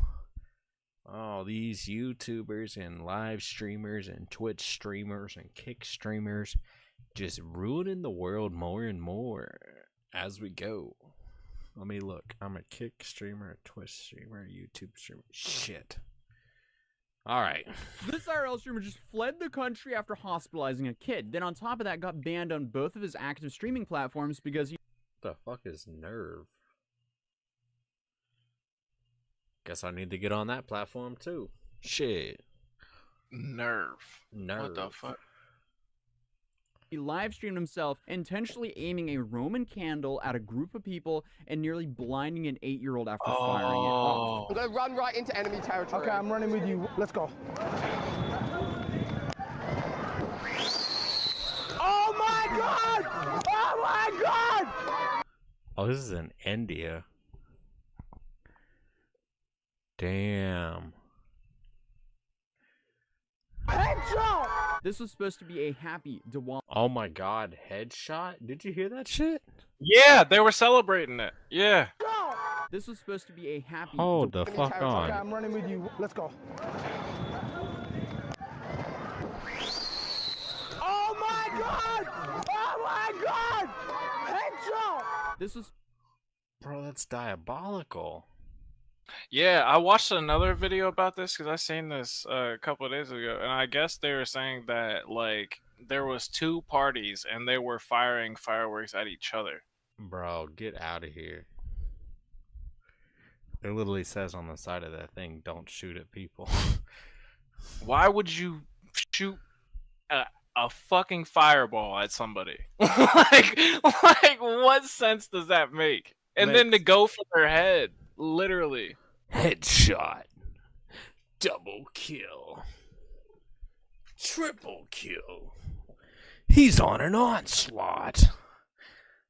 Supposed to be a happy Diwali celebration for a family in India, and that just turned into a trip to an emergency room after the notorious IRL streamer Sam Pepper took aim at a group of strangers with a firework. Sam fucking Pepper. He looks sus already. Look at the fucking glasses. I'm sorry. Sam fucking Pepper. You don't know who Sam Pepper is? Nah. Bro, he's from the Ice Poseidon era. Oh, well, okay, that makes sense. Yeah, he's a piece of shit. Girl. It's bad. It's bad. I don't know what's happening, but it's bad. The cops on him? No, I think it's bad. I think it's bad, lady. They're putting this person on a bike out of here. They put the person on the bike and they're gone. Did they get injured? Yeah, yeah. Why are you still live streaming this shit? If Money. it's so bad, why are you still live streaming this shit? Because he's a sicko. They're basically saying that but the person's gone now, and Sam said don't film, and he gave me his mic. But unfortunately, Don't film, but let me still film in the same process. He said don't film, so we're not filming him specifically. But we're still gonna film the situation. Jesus Christ. it only Because got we worse gotta from there up because then those came the allegations that he numbers. actually blinded the girl, and Sam's account was banned on both Pump Fun and Kick immediately following the event. Pump Fund? Pump Fun. That's that fucking website where they do the fucking notorious. They're like notorious for like the meme coins and shit, and then they rug pull out of nowhere. This is that same site that you remember Drake, that like Drake had those people that were like putting out his Iceman album. Yeah. This is that website, Pump Fun. They were doing it on Pump Fun? Yep. Yo, first of all, Pump Fun. Are we Sounds sus. I'm not gonna lie. That It sounds sus as fuck. And then on top of that, like, how are people getting to this? You know what I'm saying? Like, how are people aren't just like stumbling across Pump Fun. It's crypto bros, I'm telling you, bro. All these crypto nerds, they just start getting on these websites. and they get rug pulled, and they're like, nah, man, this next one's gonna be the next one. I'm telling you, bro, this is gonna be the one that they don't rug pull us on. Bullshit. And even though he's denying these allegations and he's claiming that she only received a cut above her eye, it hasn't stopped people from sending these videos to local Regardless. authorities and calling for Sam's arrest. And what's crazy is this wouldn't even be his first time he's gotten himself arrested for being an idiot on camera. Because if you know anything about this guy, you know he is no stranger to getting himself in all kinds of trouble just for some views online. So Sam Pepper obviously has been online for well over a decade now, and he's spent a good chunk of it being obnoxious. We've briefly covered him a few months ago where he was detained at the North Korean border. I'm currently standing on China. Bro, what is with these streamers going to Japan, China? Okay, they're not going to China, let's be realistic. But They're not going to China. They're not going to North Korea. but they're going to like South Korea, Japan. Like, fuck, why? You make us just look so bad. There's a reason that the Japan. That's really what it is. Like that they just make Americans look. Even Canadians, if he's fucking Canadian, he makes us all look so bad. No, I think he's a bloke. Oh, he's from Australia or UK, one of them. Fuck, it still makes us look bad. It makes the Westerners look bad. Yeah. Regardless, it's a bad look. But I'm actually the closest any person possibly can be to North Korea. The other side of that green fence, just right there, is North Korea. Oh, so he's on the what's it called? The demilitarization zone. The 49th parallel. Which, I mean, my cousin used to be stationed there. And like people would be like on the other side, like in North Korea, like begging for food. Jesus Christ. Bro, he said he used to hate being positioned there every single day. He goes, we just had to just sit there and watch these people like beg for food. And I'm like, bro, that's fucking awful. Yeah, it's so brutal, bro.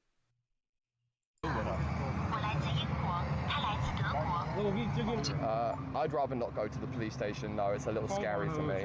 But if you're lucky enough to have gone so peacefully without knowing who Sam Pepper is, let me quickly fill you in. Because Sam started Alright, he's gonna fill me in because I've never heard this motherfucker. I'm honestly surprised. Even like Ice Poseidon, I really didn't get into Ice Poseidon until like probably like maybe the past 5 years.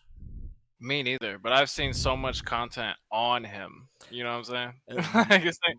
Most of the thing for Sam. content, I've seen a lot of content on Sam because he's just a piece of shit. most of the content I've seen on Poseidon is from Keemstar. And I know people are gonna be like, "Oh my god, you watch Keemstar?" Yeah, I fucking watch Keemstar. Yeah, that's right. I know he's a piece of shit too. YouTube in 2010 and specialized in the genre that we all obviously love here on this channel so much, the prank genre. Pranking myself.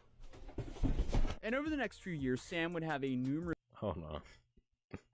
love That here was a on this good channel prank. so I much, like the that prank. genre. That was a good prank. Pranking myself.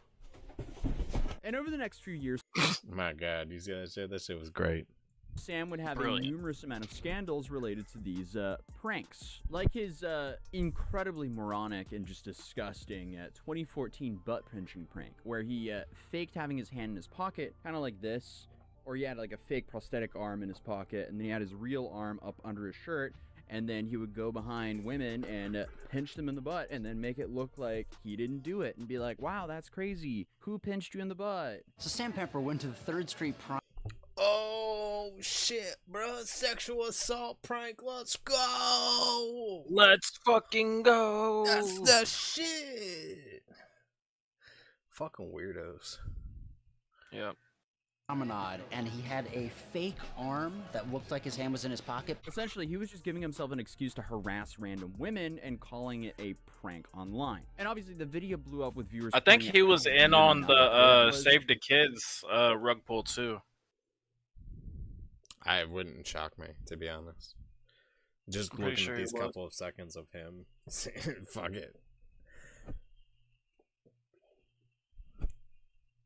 that he filmed and posted himself being a creep and touching girls without their consent or even their knowledge. But he quickly uploaded another video where the genders were swapped, and he tried to play this whole thing off as like, it was just a social experiment, bruv. And obviously this version was extremely staged and scripted, allegedly to like highlight the abuse towards men. And I'm not gonna sit here and say it doesn't go both ways, but Sam Pepper sitting there and using that as some sort of weird deflection is just pathetic. But then the next big prank that got— Let's be real. Sexual assault against men is taken less serious than women. And it definitely happens. It definitely happens. Men do get sexually assaulted and they don't report it. Just as well as women don't report it. Whether for women, it'd be worried about future abuse. Men, you look at pussy. Mm-hmm. And they'll be getting assaulted by other men. Yep. At that. Like, damn right. Shit's crazy. Got everyone's attention was killing my best friend prank, where Sam essentially kidnapped the YouTube creators by the name of Sam and Colby and then pretends to shoot one of them in front of the other one. Obviously, Colby, the guy getting— The fuck? Yeah, let me give my friend possible PTSD for fucking a prank. What the fuck? Yay! The trauma prank. Yay! Yeah. Shot isn't on the prank, and obviously We this pranked didn't him go by too giving well. him eternal trauma. Yay! And every He's time gonna he have sees him, PTSD now. hell yeah, bro. Their fans, So because cool. they were all like, wow, you just traumatized a guy for a YouTube video. Awesome. But it did come out later on that everyone was in on the prank, but it still didn't leave the viewers with a better taste in their mouth. Let's see how he reacts to his best friend of 5 years being in front of him. No, this thing right here is it, right? But obviously, that was a decade ago. Did it get better? No. Because in 2018, that's when he started IRL streaming, because I guess you saw how well Ice Poseidon did back then. And of course, you can't really forget the Save Your Kids Crypto scandal that also swept up a good chunk of the FaZe Clan members into this media firestorm. And that's essentially just labeled the guy as a forever scammer, but like I mentioned, he was detained at the North Korean border. Ultimately, he was released, and I haven't heard too much of him until today's topic, where Sam went to India to do this Diwali stream, where he nearly blinded an alleged 8-year-old girl from a firework. And even though he's openly presenting himself as genuinely obnoxious and disrespectful, Sam has visited India multiple times prior with seemingly no issues. But while live streaming in New Delhi last week, Sam and his friends started joining in on local Diwali celebrations, and quickly threw all critical thinking skills right out the window as soon as they were in possession of some explosives. Oh, they were They never fireworks. had critical Except thinking you hear one of skills. Sam's— I mean, if you're a YouTube prank person on, well, I mean, if you're a prank person on YouTube, I mean, you have zero fucking critical thinking skills. Absolutely zero. These people especially. You've been doing this for fucking 10 plus years and you haven't figured out, or even had the self-awareness to realize how fucking stupid you look or sound. Nope, content. That's all I Content. see. That's right, content. Content. friends read a chat message about someone blowing off their hand with a similar firework just minutes before they send a girl to the hospital. You knew someone that blew their left hand up with fireworks? India? Okay, well, I won't light any. I mean, it's just weird because one of Sam's streaming buddies, Deepak, mentions something about how he could get in trouble for the fireworks or that they are illegal. And he does this more than once. But he is also aware that he's being live streamed, and I guess I find it very hard to believe that he would actually knowingly broadcast that information. Then again, nobody that I'm talking about in this story is necessarily known for being a great mind. So anything is really possible here. Police want to come here, they catch me. This is And I'm illegal? going to prison. No, but it's not you. It's him. But the incident was live. Yeah. I won't get arrested. You'll get arrested. Like, what the get the fuck out of here. Y'all getting arrested. Stream on Sam's Pump Fun account and also through a Kick streamer by the name of Letty Vision. And like I said, it starts off with a group venturing out of an apartment and into the hectic streets where locals were shooting off fireworks and gleefully celebrating Diwali. And I will admit, there's a lot going on. It's loud, there are fireworks exploding almost constantly, and tons of people of all ages running. Okay, but I'm gonna be honest with you. Like, from this scene, this shot alone, almost there constantly, ain't and nobody in these fucking streets. Like, absolutely zero. And I will admit, there's a lot going on. It's loud, there are fireworks exploding almost constantly, and tons of people of all ages like ain't nobody in these fucking running around and shots. playing in streets. But for some reason, almost instantly, Sam points to another group nearby and accuses them of aiming their fireworks at his group, and then jokes about firing back. No, look, they're getting us here, look! Look, they're sending one our way! There's one coming this way. God, I got him. Oh! Bro, he whizzed past his head! It hit him in the back, bro. It bounced. What are they shooting at? Like, do you see what they're actually shooting at? Like, this one guy that's standing here? His head! It hit him in the back, bro. It bounced off his back. Bro, that's where it hit him, and it bounced off his back and went into the sky. This firework even almost hits a different guy in the middle of the street, and for some reason it still doesn't register to anyone that everyone involved here is at risk. But if anything, Sam seems unsatisfied at the lack of direct contact and quickly equips himself with a new firework. And the craziest Freudian slip after he announces that he'll be running right into friendly territory. Did he just say fruity and slip? Yep. Alright. We're gonna let that one slide. Territory, because it's obvious to anyone on Earth that these people are not starting a firework war, nor are they threats, but he just quickly stutters and corrects himself and refers them as enemy territory before lighting a fuse and sprinting towards them, aiming the Roman candle directly at a group of strangers. Right, light me, someone. CBR, I'm gonna run right into friendly territory. I'm gonna run with you. Alright. Let's go. Oh my god! Oh my god! Immediately shoots somebody. Bro! Runs in there, immediately aims and shoots at somebody. Fucking idiots. Diabolical, bro. Yeah, this is sick. All the people hyped and smiling too. Mm-hmm. Headshot! He hit that kid right in the fucking face. You ran him off the block! You ran him off the Ran block. him off the block. It's almost as if they had a ball of fire on their fucking head. God. They ran off the block! Yo! Someone might have died! And naturally, some of them might have died. Oh, holy shit. Like, you're even Wild. acknowledging it. the firework that Sam intended to hit someone with did in fact hit someone in the face, which prompts Sam to immediately scream, "Headshot." Okay, bud. Meanwhile, that woman needed to be brought straight to the hospital. And you can sort of tell by Sam's Headshot, bruh. Headshot. Got him. Got him. Headshot. 360 no scope. Hell yeah. expression immediately that he was worried, but the real concern doesn't set in until a local approaches them and says, "Hey, the girl lost her eye completely." Her eye has gone. No, they haven't. One eye has gone. No, it hasn't. No, how? I think they're pretending, but one eye has gone. Seriously. I'm not joking. No. That's officially setting in that he might have to pay for her eye. It officially set in that he has criminal charges in another country. That's right, people. You don't do dumb shit in other countries. And it's premeditated. It's all on camera. And he's wearing the boys as a shirt. Bro's cooked. But they were firing at us as well. I just played with them. It was accident. Like, I didn't think we actually hit. Now you would think that Sam would. I didn't think we actually hit. Even though he said headshot, headshot. The whole crowd went wild, and he yells headshot, and then says, I think I might have killed somebody. But I didn't realize that I almost killed somebody. Yeah.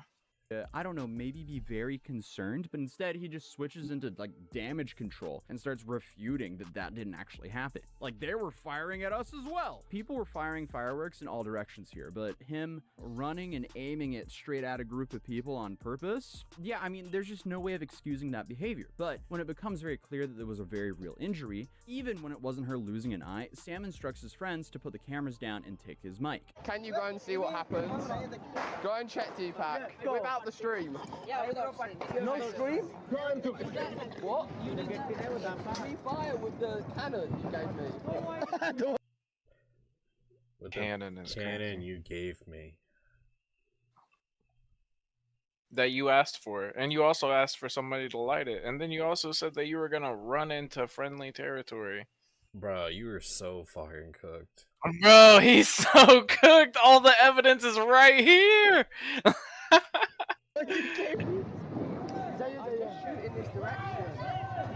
Hell yeah, he fled the country. They were gonna stone his ass.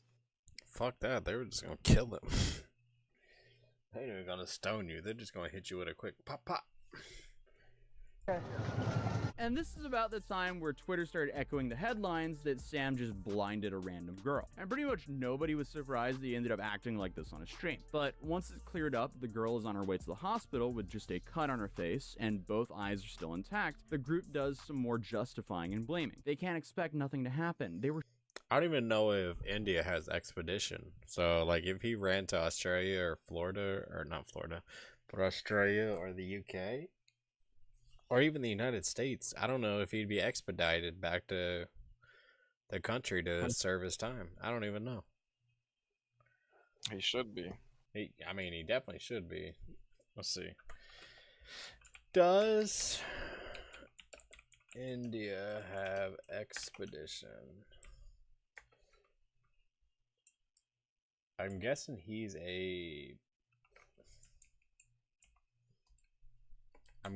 from the UK. I'm just gonna guess. He's from the UK, but I'm pretty sure he lives in America.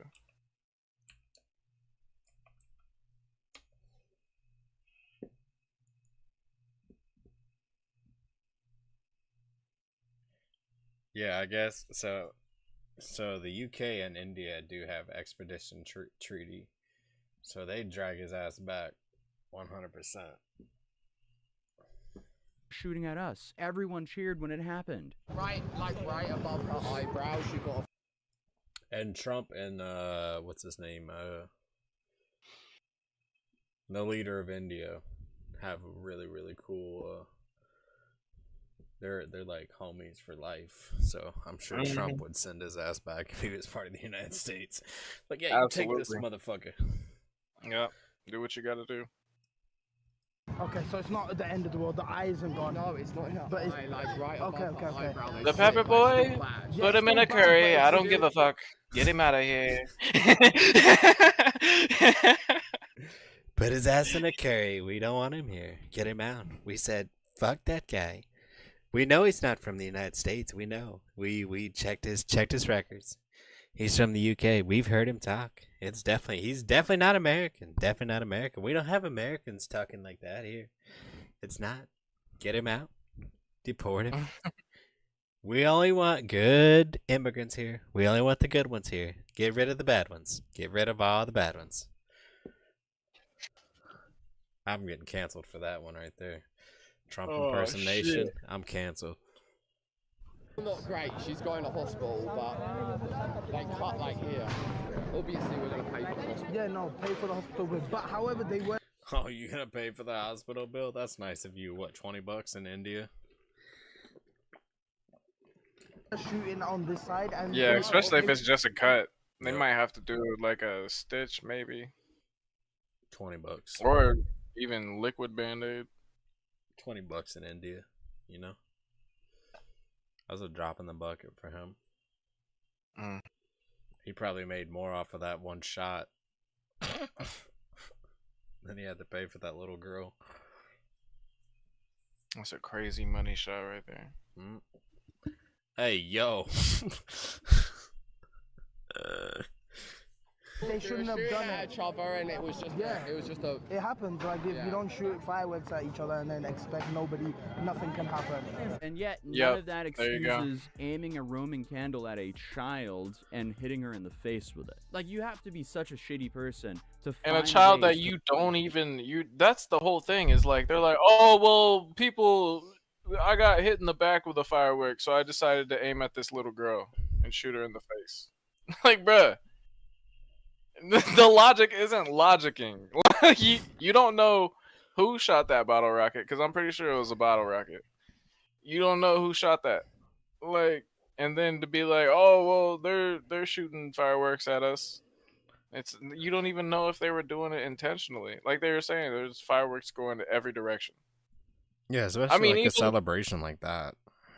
Yeah, I even fucking like during the 4th, like, well, fuck the entire month of June, and then pretty much all of July as well. It's just nonstop fireworks everywhere all the time. That's And fucking annoying. Yeah, and I've like my neighbors, they be shooting fireworks. That shit lands in my yard. Thankfully, I got some Like- pretty chill neighbors. They want to be doing that dumb shit. Like oh yeah, it drives the dogs nuts. But yeah, like fireworks, they're not stationary. They move in directions. Like Nah, bro. pay You a fucking serious? pay attention. Like it's just crazy. It's crazy that you would think that, like, would you want to get shot with a fucking Roman candle? No. So why would you aim it at another person? Like it's just it's common sense, honestly. What you It doesn't be even doing, take bruh? it doesn't even take critical thinking. It takes common sense. Like crazy. It's what it just be, bruh, you know? Blame a child for you injuring her. But again, no one's ever accused Sam Pepper of being a good person, so hey, this is just kind of par for the Exactly. course. But Sam has since gone to Twitter and recounted the entire event like we don't see what just happened, but in quote he says, "I was in India tonight with another big group firing small firecrackers back and forth." Small firecrackers. It seems stupid now I'm writing this, but one of the group on the other side got hit by a cracker I shot. That just sounds so wrong. Got hit with a Hold on. firecracker I shot and got a cut above their eyebrow. I feel It's a cracker. I promise. First of all, this guy has no intelligence, and he's reducing it down to firecrackers. Like I've never seen a firecracker be shot ever. Like, That you know what they say? They say guns don't kill people. It's people with guns that kill people. And I even say when it comes to firecrackers, it's not firecrackers that kill people. It's the idiots that hold it and put it in their hands and they hold it too long. They say that. They say Trump, why do you believe this? And I say, well, you gotta be pretty fucking stupid to hold a fucking firecracker. Stupid. Pretty fucking stupid. That's all I'm gonna say. Cryo Trump. terrible. We sent someone with them to get them checked out and made sure all costs were paid. They got a paper stitch and are now back home. I love that he didn't go and confirm that she was okay. He sent someone. He must have been too busy fleeing the country. But still, he's shifting the blame on the other group, claiming that they were engaging in a firework war and had been shooting back and forth at one another. Also, Sam admits the girl suffered an injury to her face and had to be taken to the hospital. Allegedly, he paid for the hospital costs and the girl only required a paper stitch, but still, it's hard to know. But I guess paying for the treatment is the bare minimum when you send someone to the hospital. Cough, cough, David Dobrik. But still. Oh! Whoo! Fucking... This motherfucker got fucking strays for David Dobrik. God damn! Got him. I guess we just have to take Sam's word for it for what exactly happened and if he actually paid for it. It's not confirmed who the girl was or the severity of her injury, but the whole event was enough to get Sam banned on both Pump Fun and Kick. And it's not confirmed how long the ban will be or if Sam will face any 24 hours. repercussions in regards to the girl he injured. Because the group has since fled to Africa to avoid repercussions from all this, because originally they were going to be in India for roughly a month, but that was obviously cut short. The only reason we came here because we were lying on our beds, we closing our eyes, falling asleep, and we were like, we have to go right now, otherwise. I just want to say this fucking hotel room looks like shit. Bruh.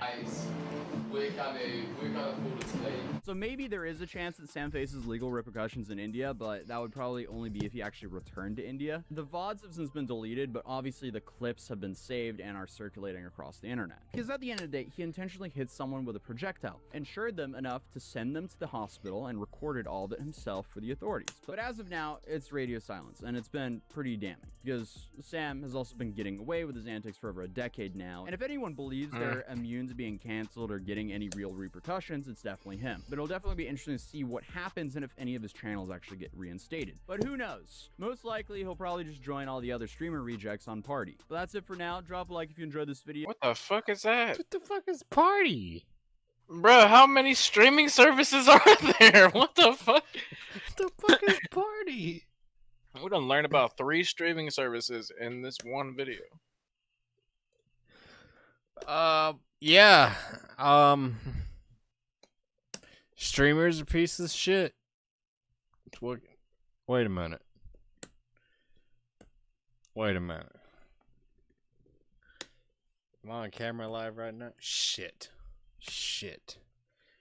I'm a piece of shit. God damn it. Got him. We fucking got him.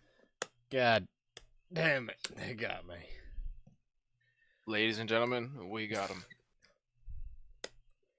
Well, so here's the thing. Okay, let's be real. Majority of your streamers are pieces of shit.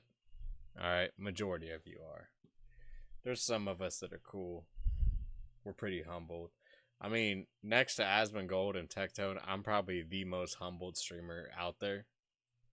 I'm just saying. Next to those two, I don't know. I might even be more humble than Asmongold. The bottom line, don't idolize these people. Don't idolize any fucking person. Except for God. No, I'm just kidding. Except for God. I ain't about that shit. If that's what you idolize what you do. Do what you want to do. We ain't telling you to be who you are. We ain't telling you to do what you do. Just be a good person. That's all we're going to tell you to do. If you don't be a good person,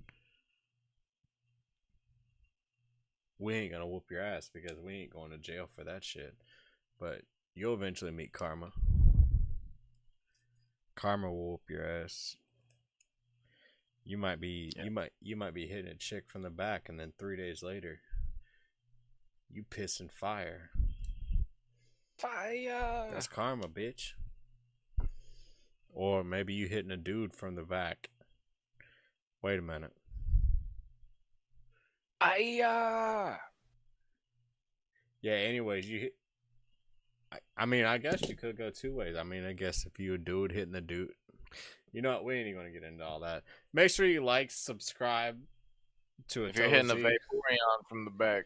No. We get no. Make sure you like, subscribe to Atozy. Leave them a comment. Tell them how bad these streamers are.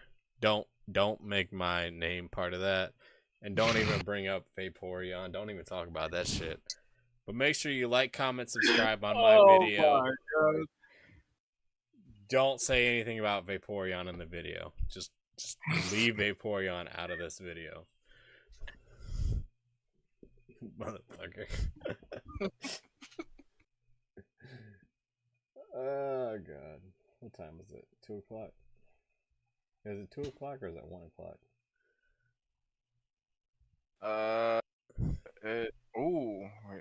I guess we'll know in 4 minutes. Alright, well, while we wait, I'm gonna run to the bathroom real quick. That alcohol be running. Don't you start talking shit about fucking Vaporeon. I'm watching you, motherfucker. I do what I want. Whatever. So anyways, guys. Yo, Chaos has a Vaporeon locked in his basement right now. I'm dead ass. He showed it to me.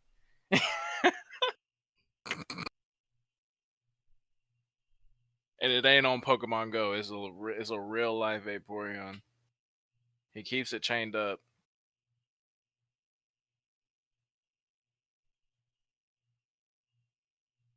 This motherfucker is diabolical. No, I'm kidding. But anyways, there's an app called Treat that I just discovered today. And Treat is an app that you use to give treats and meals to dogs at your local animal shelter.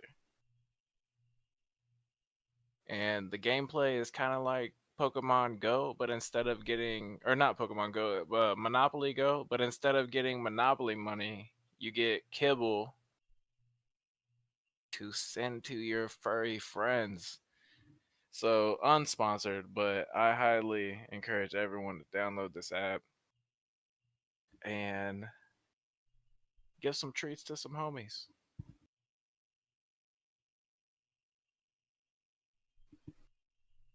I just discovered it today, and as of right now, there's been over 28 million meals and treats delivered, and over 16,500 dogs rescued. So let's up those numbers.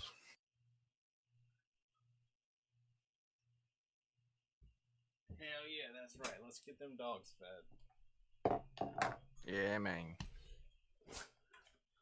Let's get them dogs fed. Fuck the humans. Get the dogs fed.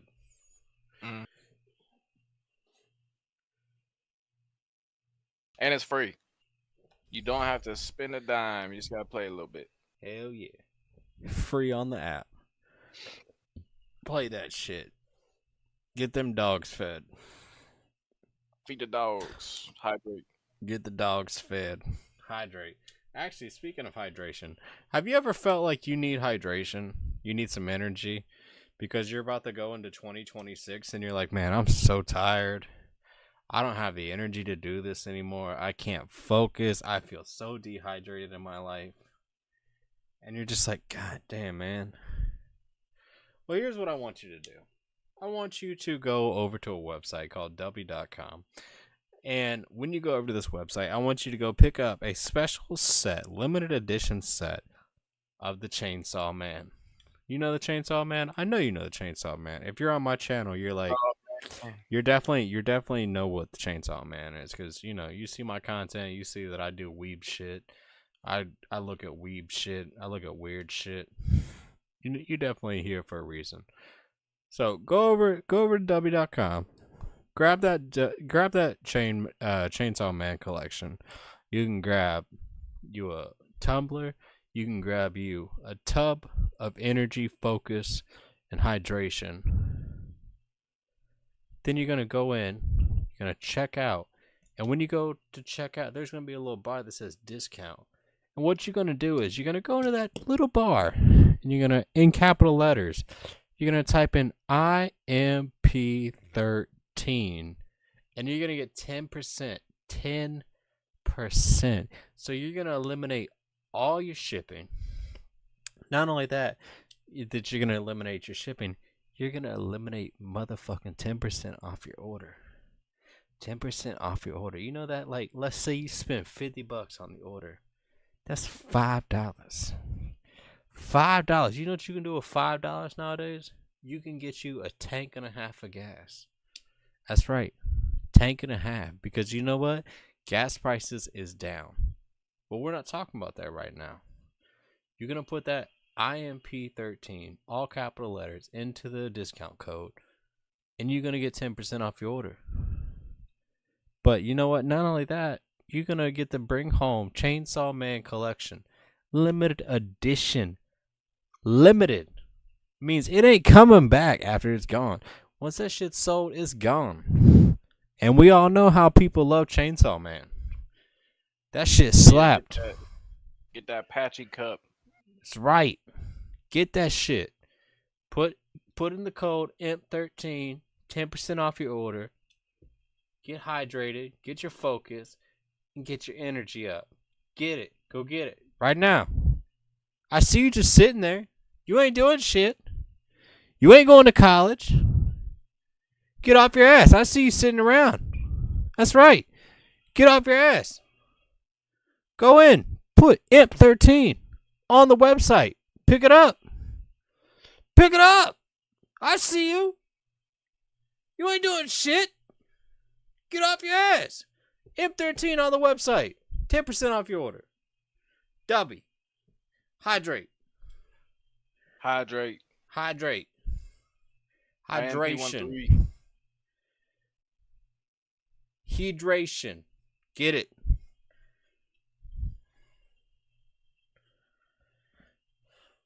Motherfuckers.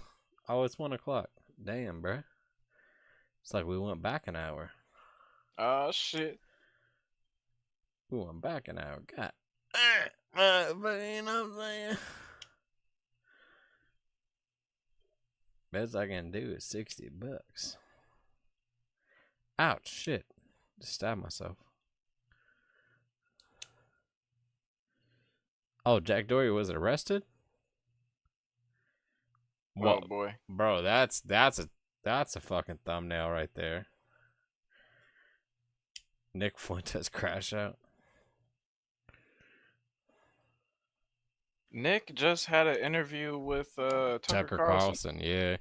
But I'm gonna be honest with you, that had to be the most softball fucking interview I've ever seen, next to like a fucking Joe Biden fucking Donald Trump interview. Like, no lie, that shit was the most fucking softball fucking interview I've ever seen. Yeah, you think they fucked after that? They probably did. I mean, I definitely think the Nick was like, yo, Tucker, I'll hop into my furry suit if you into that.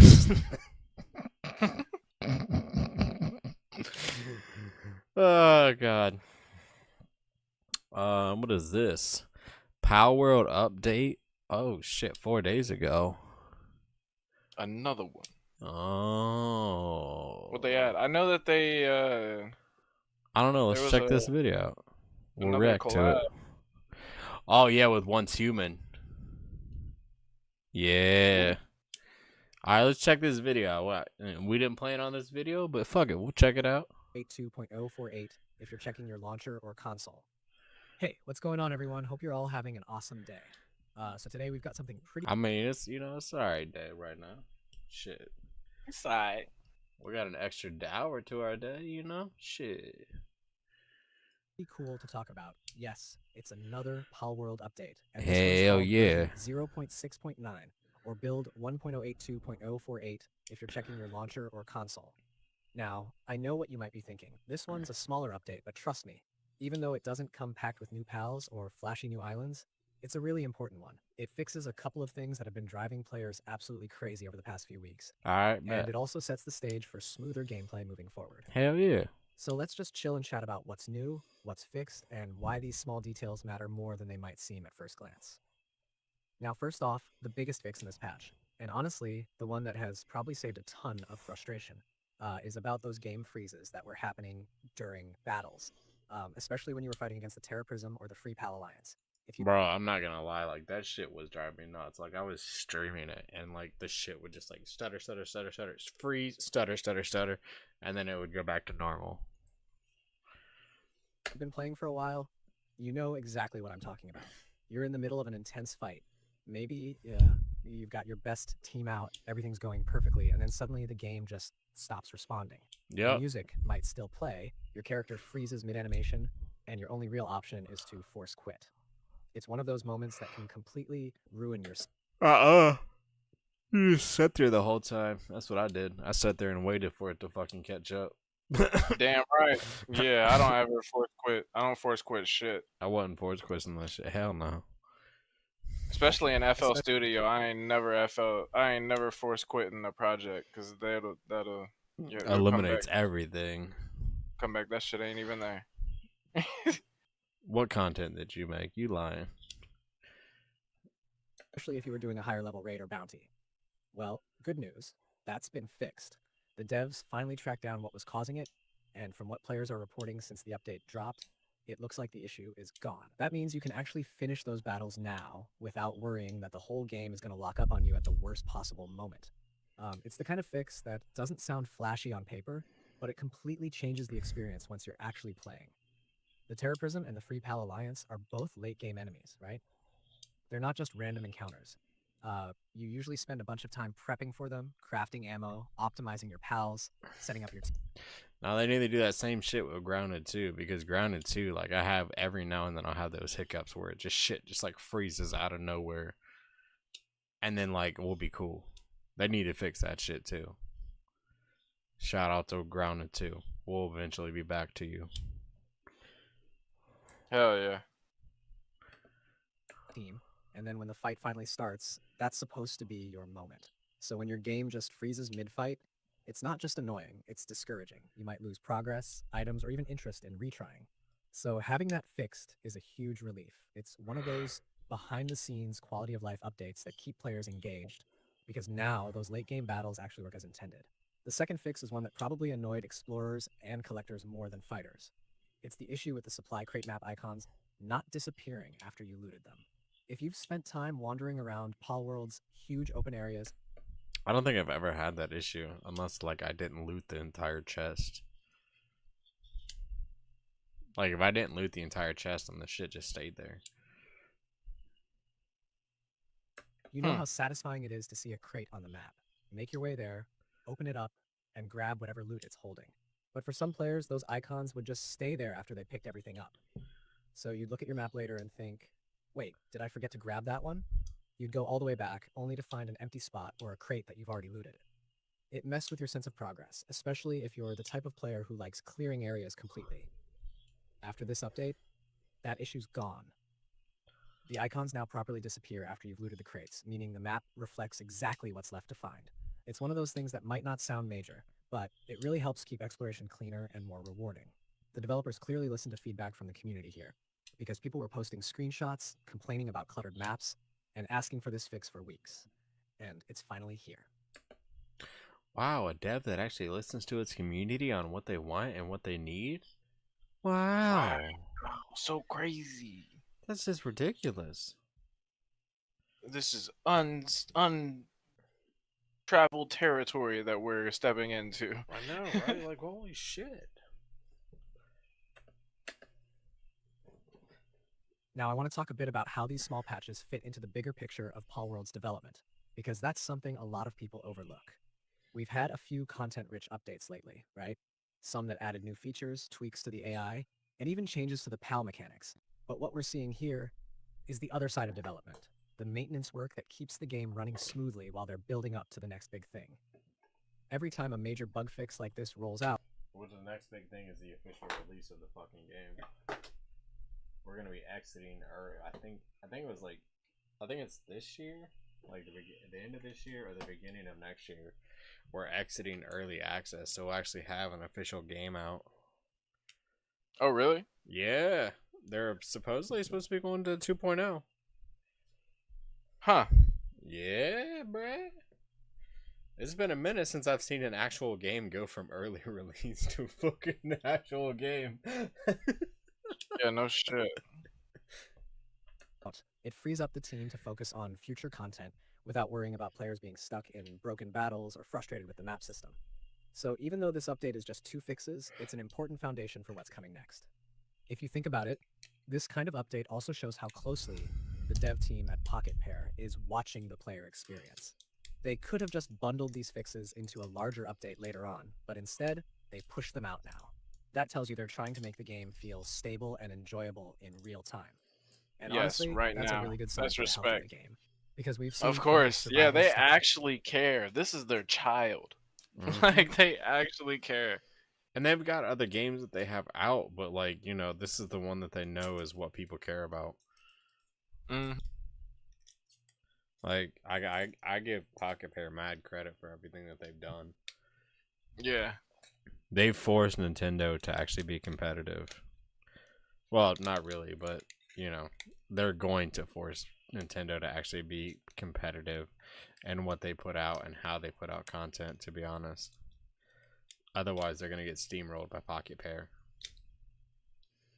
Because Pocket Pair is coming out with card games. They're coming out with more games than just the wands. Like, if Nintendo doesn't fucking step it up, they're going to start... yeah, of course, they're going to have their fanboys, but they're definitely going to end up losing. Yeah, they're trying to do it big with Palworld. I heard, like, anime and all kinds of shit. Anime, cards... I say do it. I'll buy the cards. I bought every single other fucking type of card at this point. Or monster collection games where updates come months apart and bugs linger forever. Palworld's team is clearly doing something different. They're acting fast, responding to reports, and making sure players don't get stuck with issues that ruin the flow of gameplay. Let's talk about what this means for players on different platforms too. This build, 1.082.048, rolled out across PC, Xbox, and PlayStation 5 pretty much simultaneously, which wasn't always the case with earlier patches. Before, some console players had to wait a little longer to get... Well, that's the other thing when it comes to Pocket Pair. They're on 3 fucking consoles. What is Pokemon on? One console. And they can't even get that shit together. Yeah, they have been extending their reach to try and get their IPs onto other gaming systems, but I don't think Pokemon's ever going to be one of those. No, because if they let Pokemon go, then they'd be fucked. Get the same fixes that PC players got first. But this time, it looks like everyone got it together, which is awesome because it keeps the community in sync. There's nothing worse than trying to talk about a bug or an event with friends, and realizing you're on a different patch than they are. Syncing everything up shows that the team is tightening up their update pipeline. Something else worth mentioning is that even though this patch doesn't add new content directly, it still affects gameplay indirectly. Think about how those freezes or lingering icons mess with your momentum. Now that they're gone, you can spend more time exploring, battling, and experimenting without interruptions. It also means that when the next big update comes, maybe a new island, a new raid boss, or some fresh pals, you won't be dealing with the same stability problems that could have carried over. Yep. So yeah, it's not the flashiest update, but it's definitely one that improves the day-to-day feel of playing the game. And I've got to say, one thing that stands out to me is how vocal the community has been about these issues and how quickly they've been addressed. You can tell the devs are really watching the community channels, Steam, Reddit, Discord, even social media. People were posting clips of those freezes happening. Motherfucker, what are you talking about? Steam isn't social media, but like Reddit, social media, definitely social media. Mid-battle, trying to figure out what triggered them, and it became this mini investigation. And within a relatively short time, boom, fix deployed. That kind of turnaround time shows that the devs aren't just reading feedback, they're acting on it. If you've been... Not only that, I'm betting you these devs play the game. Oh, for sure. 100% these devs play the game, and they see it. There's, without a shadow of a doubt, in my head, that these devs play the game. I would even say the CEO plays this fucking game and has seen some of these hiccups or shit like that. And yeah. Yeah, I don't like that shit personally, so why would anybody else like it? Yeah. Playing Palworld for a while, you probably remember when it first launched and how chaotic some of those early builds were. It's honestly kind of cool to see how much smoother the game's become since then. I honestly can say, like, since I played, so I've got, I think I've got close to 2,000 hours in Palworld. I'll have to double check. Hold on one second. I'll double check for y'all. On the fly, on the fly. Let me see. Come on, Steam. Holy shit, you're loading forever. Let me go to my library, and we're gonna go to Palworld. Can I spell power? Where the fuck is Palworld? Palworld. 1,274 hours played. Damn. That's a lot of hours. That's right, people. I got an addiction. The frame rate's better, the loading times have improved, the PAL-AI's smarter, and updates like this one keep tightening the screws on stability.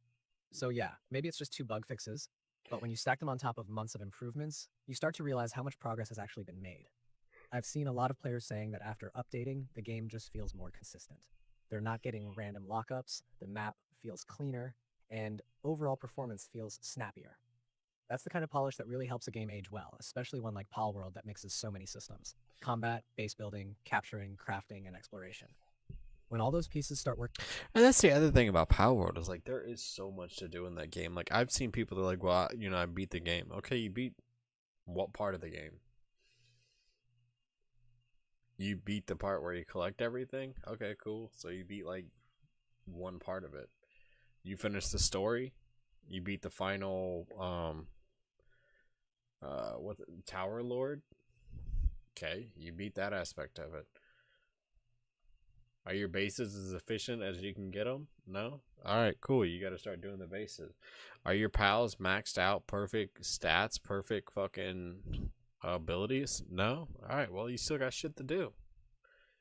You always got shit to do, motherfucker. Always. Always. Have you made it into an RP server for yourself and you and your friends? You can do that. Together without breaking, it feels more cohesive, and you can focus on having fun instead of troubleshooting bugs. Now, if you're wondering whether there's any hidden tweak or unlisted change in this patch, from what I've seen and tested, it looks like it's purely those two fixes. No stealth nerfs, no hidden stat changes, no balance adjustments. The devs were really straightforward this time, but that also means the next update might be a bit bigger, because these smaller hotfixes usually clear the path for something more substantial down the line. So if you're someone who's been waiting for new content, hang in there. This patch is likely a stability checkpoint before the next round of additions. Something else that's worth noting is how updates like this help multiplayer sessions. If you've been playing co-op or on a server, you know that one person freezing can sometimes mess up the whole group. So with that bug fixed, multiplayer should feel smoother too. I've seen a couple of streamers testing it after the patch, running through Terra Prison fights with full teams, and everything looks solid. No desyncs, no crashes. That's a really good sign. Especially for people who play primarily with friends. You might also notice that after installing the update, your system does a quick rebuild or recheck of game files, which is normal. That's just it, syncing up the new build version. Once that's done, everything should boot up normally. If you had a save affected by one of those freezing battles, you don't have to worry. It won't corrupt your file or anything. You can just jump back in and pick up where you left off. In Digimon, we see a Well, that's pretty awesome. They made it stuff so it's a little bit more stable and works for everybody a little bit more. I appreciate that. Yeah, love that. And then, as we all know, they're smacking fucking Pokemon in court right now. Pokemon getting denied in Japan, their own country of origin, for their fucking patents. You gotta love that too, bro.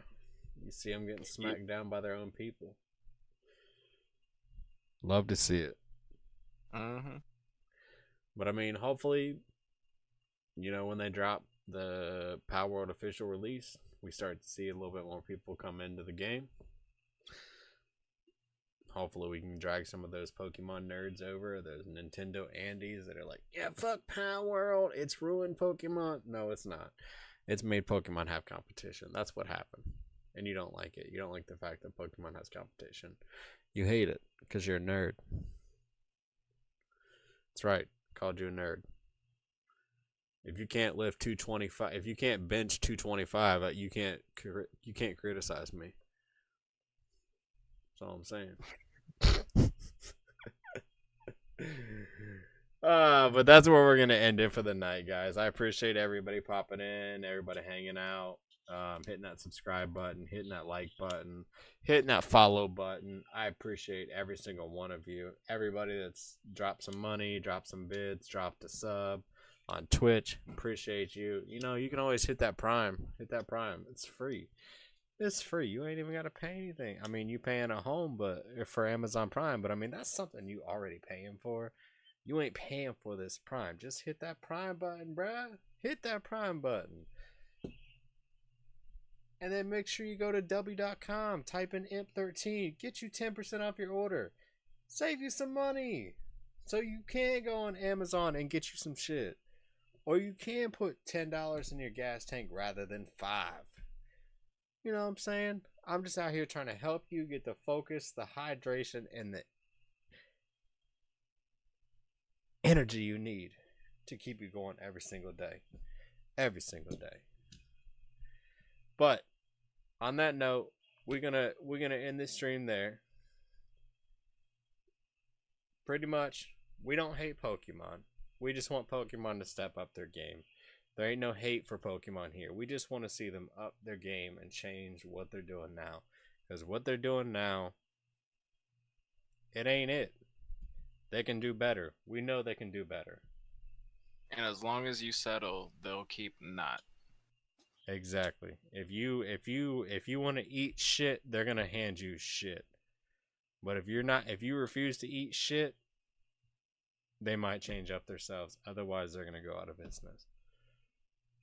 And yes, I know they're too big to fail. No, they're not. They can definitely fail. ZA is already showing failure. So, don't eat shit. Prove to these companies that you want something better, or you're not gonna buy their stuff. Simple as that. Lot of. We will be back tomorrow. We're either gonna get into some GTA RP, or might hop into some Pokemon. That's right, Pokemon. Might hop into some Pokemon MMO for a little bit, or something else. We might hop over to Power World, see what's happening in Power World, check out what's going on over there, or schedule one. You never know with me. I might even throw in some commentary tomorrow. Never know, bruh. You know, you just You never know. Never know what I'm saying, you know what I'm saying? Not there, never. But anyways, y'all have a great Sunday. Enjoy your Sunday. Enjoy that daylight savings time change. Kenny, you got anything for these wonderful folks?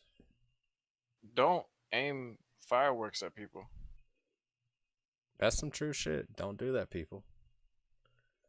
Don't be dumb. Don't be dumb. That's right. But anyways, we out of here. See y'all later. Yo, that's Doses. The rap. Legends. KR Simp in the shadows.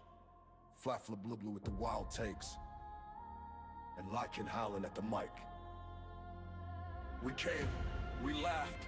We broke it down. Commentary so sharp it cuts through the noise.